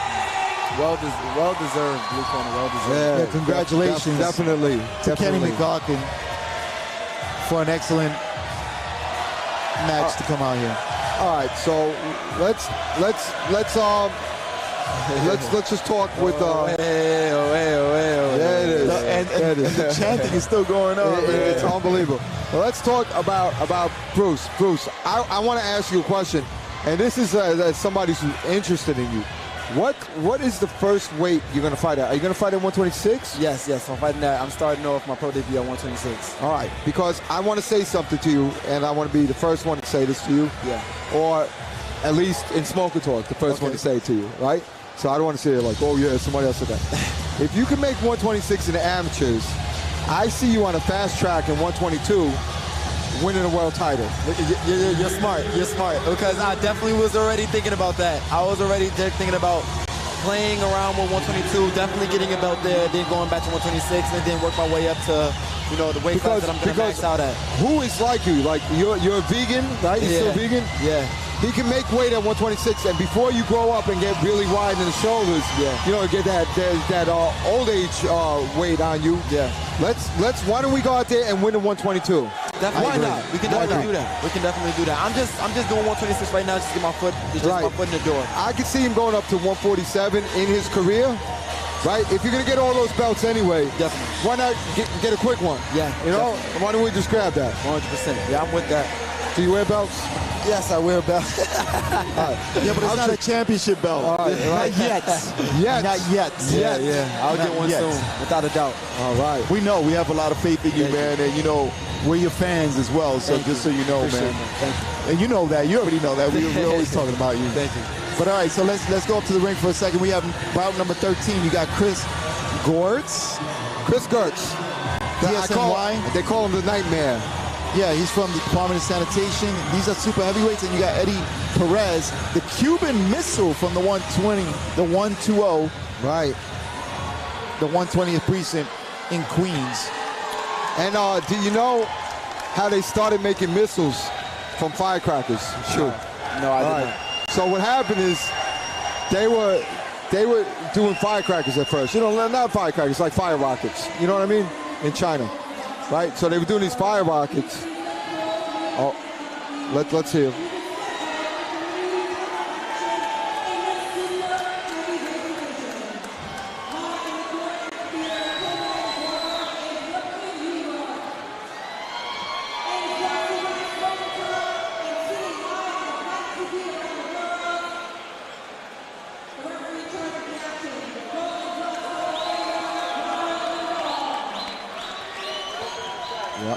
All right, Ron McCall is going to, again, referee this one.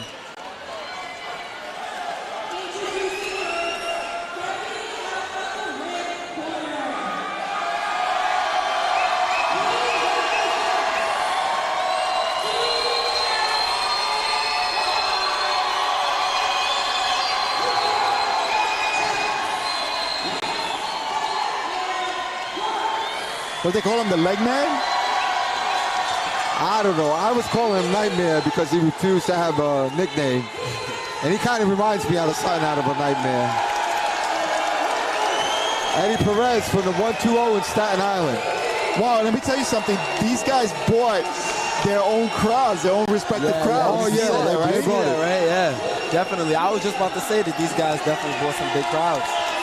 All right. Sanitation is rolling deep in here, man. Yeah. They're not playing. They're not playing. And look at the stare down. Did you see that stare down? It was pretty intense. I'll tell you what. I'm gonna tell you something about sanitation. Those guys work a lot every day. Yeah. They're in great shape. Yes, they are. Look at Chris. Chris was a little concerned about the age difference, but he's like, you know what? I'm just going to go in there and do it. I don't care how young this guy is. Nice right hand there by Chris. Another right hand by Chris. Left hand. Sorry. Left hand. Right. And Eddie, I think he hurt Eddie Perez with that a little bit, but Eddie Perez is coming back. Two lefts. Eddie gets spun around from one of those lefts. Yeah, Eddie's kind of running into shots. Oh! Nice right hand. Wow. He landed a hard right hand. Wow. Eddie was running into shots with the, but he came back with his own right. And I think you hurt him.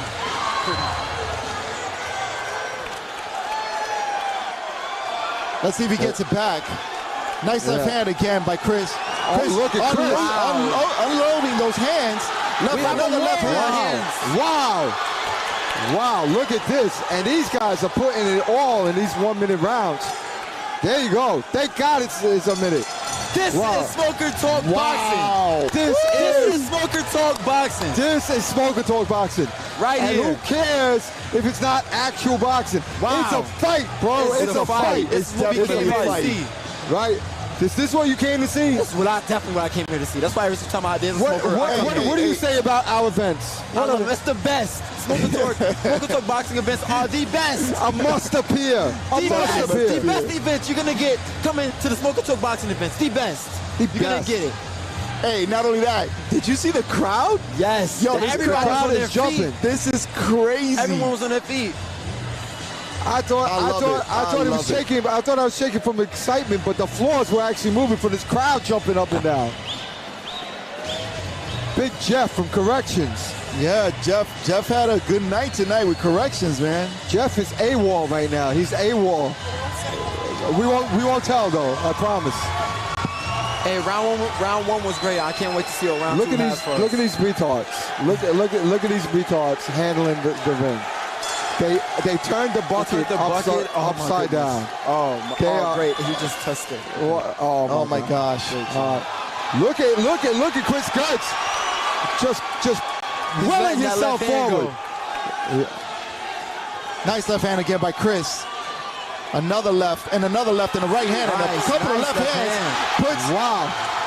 Puts Eddie Perez on the ropes.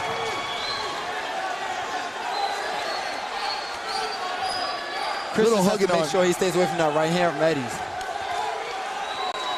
That left hand again.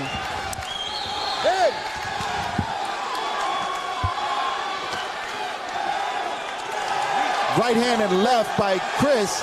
And again, now holding on is Chris.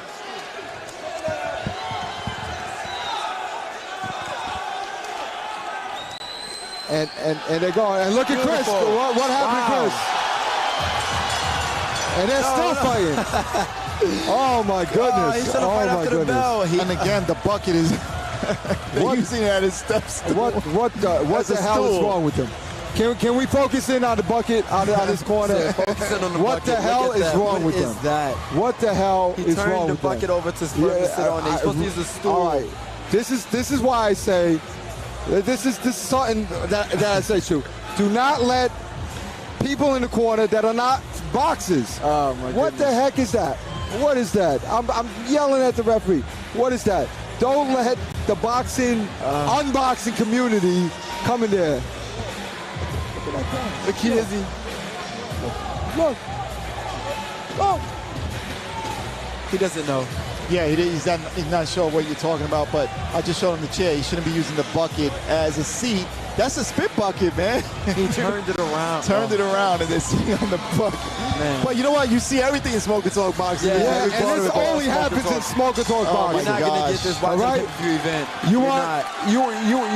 You want done stuff and fun stuff? We are there. All right, let's take a look. Any other pay-per-view event, you're Look, not and they're gonna going. Wow. And they are letting it loose. Wow. Nice left hand again by Chris. This is round 3. And this is something that I try to tell people when I'm training them, for smokers. Just because you punch somebody in the face doesn't mean that they are going to go away. They're not going to disappear. They're going to look at you and they're going to punch you back. That's what fighting is. People don't disappear because you punch them in the face. Guts and glory right here. That's it. Guts and glory. Oh, nice shot. Nice right hand and then the left followed by a right. Again.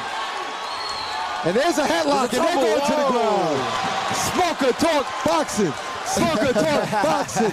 Smoker Talk Boxing. Let me tell you, the Cuban Missile took a dive there, man. Oh my God. And he's bleeding. I don't know. Listen, guys, I'm telling you, watching this over at home is nothing like being in person. Oh my goodness. This is great. This is different. This is great. In person.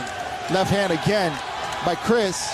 And now the chokehold by Chris. Right. Oh, combination again by Chris. And that's the bell. And that's the bell. That's the end of the fight. That's the end of the fight. Third and final round. That was it. Wow. Entertaining fight. Wow. Beautiful. I'll tell you one thing. These guys bought it tonight, man. These two gentlemen have made the night. Right.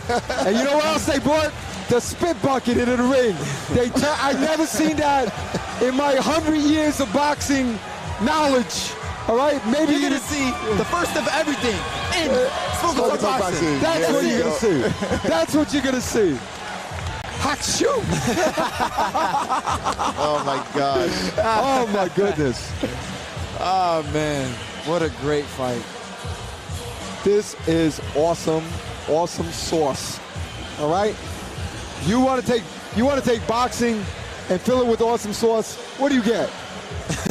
Smoke and Talk Boxing. There you go. That's what you get. There you go. Smoke and Talk Boxing. Oh my goodness. And you know what? I got to tell you, these two were paired nicely. Yes. Who made the match? I made the match. Perfectly made. I made that match. Hey man, I think you should be a matchmaker, man. I should be a matchmaker. Now let's go up to the ring for the official announcement. You know what I don't like though? All that sulfur that gets on your hands. These guys definitely deserve a round of applause after that performance, man. That was great. That was fabulous. I'm going to clap. I'm clapping. I'm clapping. Yeah, absolutely, man. They definitely deserve. Split decision. Split decision. All right. I'm good with it either way.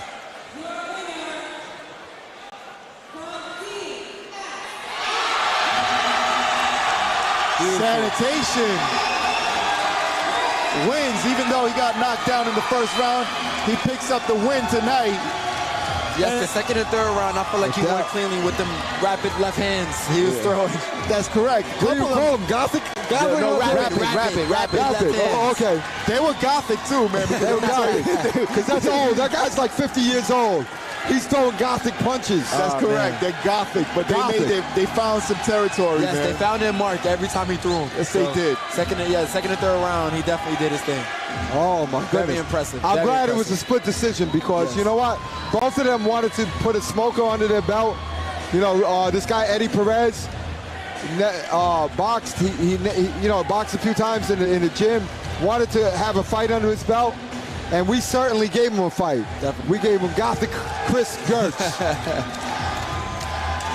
All right, so these guys are posing for pictures. Congratulations to both of them. A great fight this evening. This was really exciting. You see what I love? And the camera lens just cracked because of these Gothic fighters. You see what I love about boxing? It gets everyone together. You know, you have these grudge matches. You have guys literally punching each other in the face, and then after the fight, you guys are hugging each other. Yeah. And you guys create a brotherhood. You guys create a family. This is what boxing is all about. This is what Smoker Talk boxing is all about.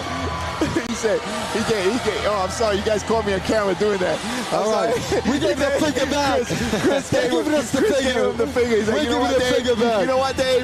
And he gave him the finger. It's funny. I talked him into it. He didn't want to fight. He got scared. I said, Chris, you got to do this. Win, lose, or draw.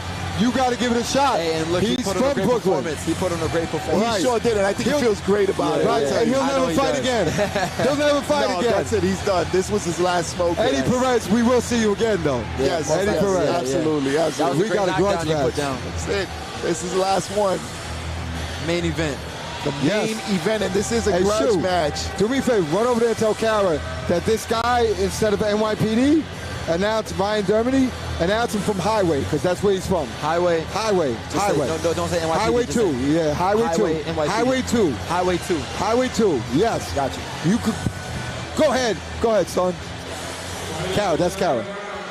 All right, so, you know, the thing about Highway 2, have you ever gotten stopped by Highway? I have gotten stopped by Highway many times. Yes, I have too. And not Highway 2, but Highway. All right. I'm going to tell you about my experience first. Okay, go ahead. Right? I've never had a bad experience with Highway. Okay. Never. Never. They've always treated me like a gentleman, you know, and as a matter of fact, I was a jerk once, you know, but I apologized to him. Okay. I was a jerk. I was the jerk. All right. I've never had a bad experience with Highway. How about you? Yeah, I've had a couple of experiences with Highway. So far they were good, and then one of them, you know, I deserved it. I'm not gonna lie. I was speeding. I was going a little too fast. Right. And you know what? He gave instead of giving me a ticket, he gave me a tongue lashing, and he said, "You know what? It is what it is." Wait. Were you a cop at the time? Actually, I was, but he actually, what he told me was, and the reason why he did it was like, you know, you can get killed. You have family? I'm like, yeah. He's like, you know what? You love your family? Like, yeah. And he's like, well, you know, you need to slow down. And he told me a couple of things, some choice words, and I said, you know what? He's right. I could not argue with that. So, all right, well, you were never in danger of getting a ticket, though. But he no. gave you a little friendly, brotherly advice. Yes, he did, and you know what? I deserved it. I deserved it, and you know what? I thank him. I don't know his name, but I thank him for doing that. So I appreciate it. All right, so check out the crowds over here. The crowd is good, man. The crowd's got like these face masks.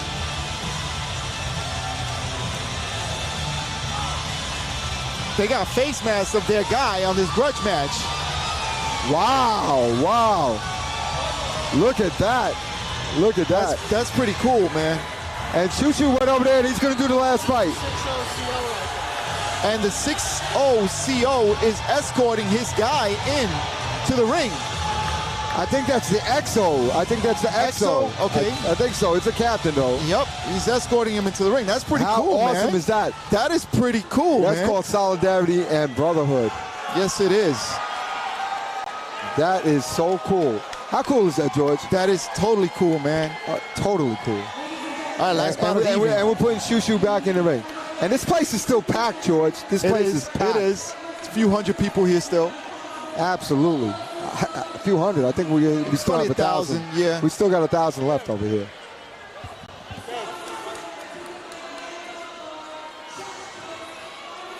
What's this grudge about, Dave? Do you know? It's a highway cop and a cop. So I'm sure some ticket was written. I don't think it was that. I think. I'm sure. Okay. Well, whatever it is, if you ever wanted to fight somebody from Highway, you got to do it in a smoker. You got to do it in a smoker. Now, actually, these guys know each other for a lot of years, and there's some bad blood between them. I have no idea what it's about. It's all good, man. And you know what? They actually do not like each other. Well, after this, it might be good. Absolutely. This might be good. Absolutely. Whatever beef they have, whatever issue they have, it'll be settled.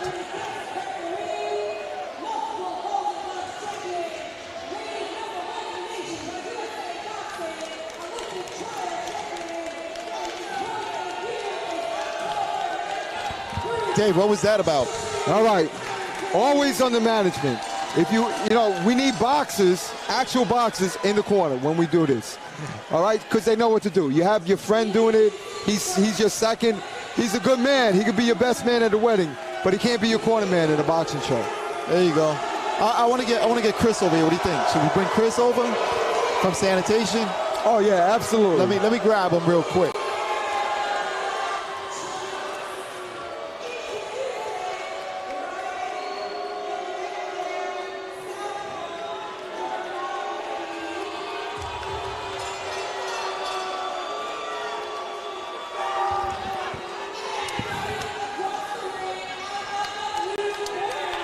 All right, so who's Highway?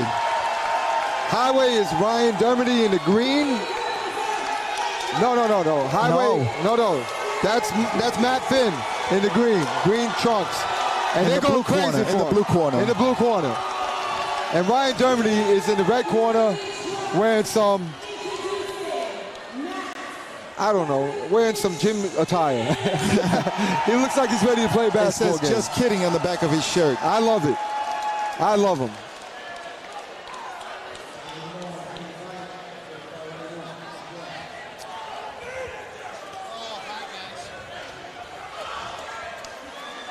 All right, joining us here is in the commentary. Gothic Nightmare, Chris Gertz. That's what we were calling you. Gothic Nightmare? The Gothic Nightmare. Holy shit, that kid hits hard. Right. Oh, yeah, you came up and you won the fight. Excellent. All right, look at this. Round number one. Matt Finn in the green is throwing 1-2s. He's throwing 1-2s. He actually looks like a boxer. And the Highway guy is letting his hands go, too. Look at Highway go. Big right hand by Matt Finn. No, by Matt Dermody. Dermody, I'm sorry. Ryan Dermody. Ryan Dermody. Ryan Dermody from Highway is not a joke. Look at him go. Look at him go. And Matt Finn is turning his head. Not a good idea to do. Good job, bro. Not in boxing, that's for sure. Not in boxing. All right. So here we go. So Matt Finn is dropping those bombs like he drops tickets every time he stops somebody on Highway. No, Matt Finn is from the 6-0. Oh, from the 6-0, right. Okay. Ryan Dermody is dropping right hands like tickets, is what you meant to say, like speeding tickets. There you go. You know what it is? Right. Okay, it does say it here. Okay, cool. Right. Ryan Dermody is Highway, and Matt Finn is from the 6-0 precinct. These guys didn't like each other for a while. Let's talk about Chris Gertz. All right, Chris. Oh, yes, Dave. All right, Chris Gertz, you were not going to fight. You said this guy's too young. He's too heavy. I did say that. Who talked you into fighting? You did. And what did you do when you left the ring? I gave him the finger. You gave Dave the finger. Just like that, How happy are you that you fought? I'm happy. Your kid's a lot stronger than I thought. You know, he tracked me and I fell on my ass, as you saw. Yeah. I was sitting with everything I got and he wasn't going anywhere. But you know what? You know what, Chris? He got a little blood on his face. You know what, Chris, though? You got up, brother. You got up and you finished the fight. And you finished and you won. You're a little rocky. And you won. You're a little rocky. Let me tell you, those left hands were lethal. And, you know, great fight. That's where the left hand, when we said it was Gothic, that's what we were saying. All right, so here we go back to the action. And Matt Finn looks good again. He's starting out strong with his left hand going, but he keeps turning his head, Matt Finn does. And back of the head by Ryan Dermody from Highway. Yeah, he hit him in the back of the head like he'd hit back. Good right hand there by Finn. Finn is coming back. Wow, and they're letting him loose. These guys, this is what you call a grudge. This is years of pent-up frustration anger towards each other. Wow, that's a good right hand. And you know, it's funny, Matt Finn being the shorter of the two. I mean, I'm sorry, Dermody being short of the two. He's getting the better gloves, the better leather on. I'm not sure. Matt Finn has landed a lot this round. Matt Finn has definitely landed a lot this round. There he goes again. But right back comes Dermody. Dermody's the shorter guy of your two. Dermody's got the stronger punches. Yeah, for sure. Chris, what do you see, man? What do you think? What do you see right here? Oh, you're just still trying to catch your breath. Well, if I had to choose right now, I think this gentleman over here is going to win. The red corner. The red corner, yeah. But right now, I would say it's 1-1. 1-1? Will you give it 1-1? No, I'm still going with the red corner with Ryan Dermody. I think red. I'm going with red, with red all the way. All right, so I don't care what you say. Chris, what do you say? I'm going red, too. All right, I don't care what you say either. All right, I'm sitting next to a couple of guys that aren't too smart. Chris Gertz. We're going to win this one. The Gothic Chris Gertz almost lost his chance at greatness. Yeah, you have made Smoker Talk great yet again. How great did it feel when you stepped out and everybody was waiting for you? And you brought a crowd out here, man. Yes, I did. 2 buses for my boss. Wow. Yeah, wow. So look at that. Look at that. So, Coney Island, we live in Brooklyn, as you know, in Bay Ridge, so a lot of people carrying him out for the bus. I think I have about 80 people on the bus, 2 buses. That's 2 amazing. people on the bus. I think so, amazing. Yeah. That's it. So, all right, third and final round. And again, red corner all the way. I'm sorry. He's got a good right hand, but it's not like Matt Finn isn't hitting him. Matt Finn is also hitting him. Finn has put some glove on him, some leather on him. Absolutely. However, I think the cleaner punches are coming from Ryan. Yeah, I agree. Cleaner and harder punches are coming from Ryan. He's more active too. It seems. He's throwing a lot. All right, let's see. It's very close. Very close. There we go. I'll tell you what, these guys are not playing around. And Bruce Shushu Carrington doing a great job. Oh, absolutely. Oh, look at that. I didn't recognize. I didn't even notice that. What an idiot. Yeah, he's the best.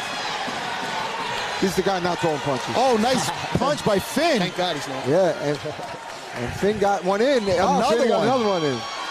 Look at him go. So I got Finn in this round. Finn definitely took this round.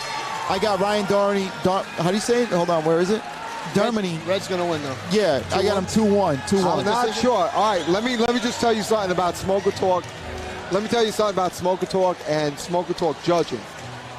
Usually, when you have 2 close rounds, you go 1-1, and you let the third round decide. There you go. Okay, we'll see. So I could see it your guys' way. Honestly, I could see your guys' way, but I could see it the other way as well. So a toss-up. It is a toss-up. I tell you one thing. I bet you, if everybody here in the crowd, if you told them raise your hands, who you thought, or the noise, they're gonna go with the red corner. I think you're right. Let me check out that trophy, man. Yeah. That's so we got second one. I'm 2-0, Dave, and now I'm retired, right? I know you never want to fight again. Don't be talking to me any more fights. Right? I'm going to fight a 50-year-old to go in there with. I tell you, sanitation was rumored to have said they took the trash out tonight. Yes, absolutely. Well, I just want to say one more thing before they get the decision here. A sanitation worker and a smoker that we've been involved in has never lost. Really? The sanitation department is undefeated in smokers, yes. Wow. Do you win every fight tonight? We won all 3, yes. Yes, they did. Yes, they did. So sanitation, as of right now, is undefeated. Oh, my goodness. 2 in the Bronx, 2 in Queens, 3 today. Unbelievable. Well, I do have to in admit. Jacksonville, but doesn't count. Does that count, Jacksonville? Yeah. Why not? So Jacksonville, why too. not? We took the trucks, the belts. Let's see what they say. There you go. Red corner. Just like we said, Ryan Dermody won. Look at Highway. Look at the Highway coach. He's yelling at the 6-0.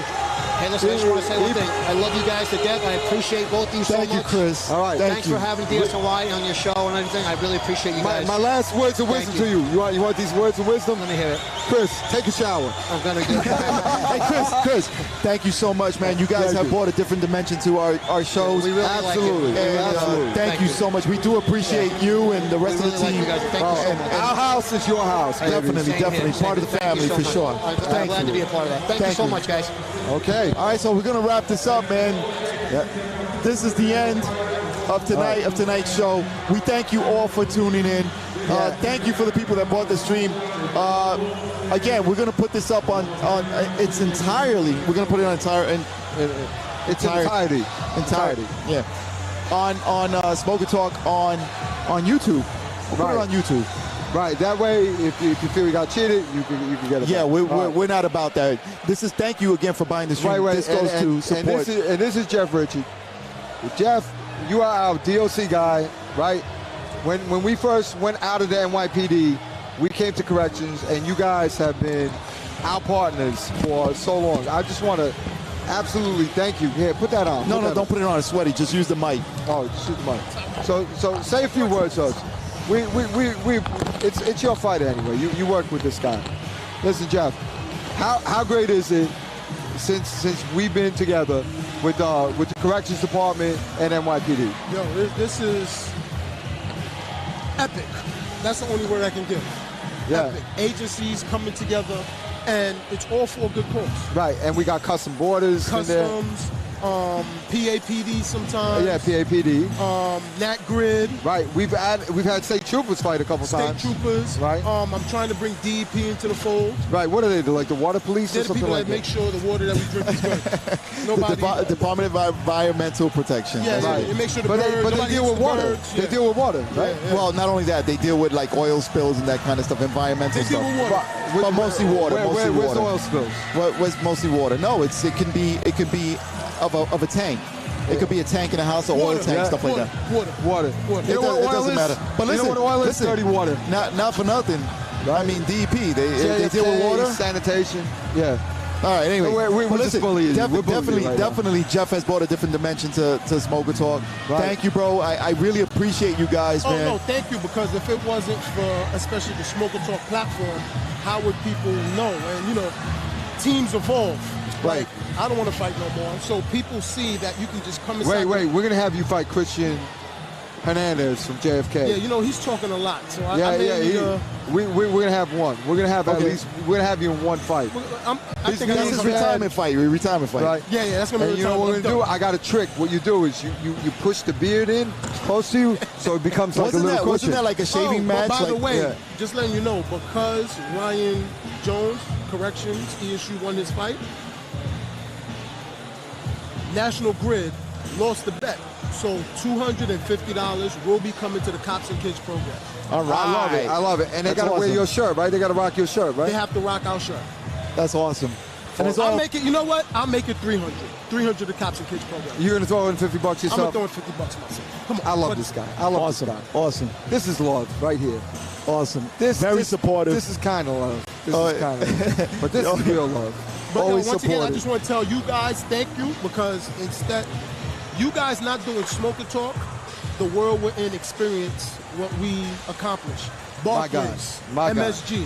Like, come on, we started out in high school gyms, fitting 300-400 people. Right. And this now, is not 300-400 people. Yeah. This was a few thousand tonight. This was a couple thousand. Yeah, I think Dana White needs to give us a phone call. That's it. Hey, I like that. I like that. Dana White, Right. Showtime Boxing. This is a stadium that seats anywhere from 3,000 to 5,000. I didn't get the exact numbers, but it definitely sits. We did record numbers. Yeah, I think we're close to 3,000 people here tonight. Numbers. Definitely. But I just want to tell you guys, because you guys need to get the accolades.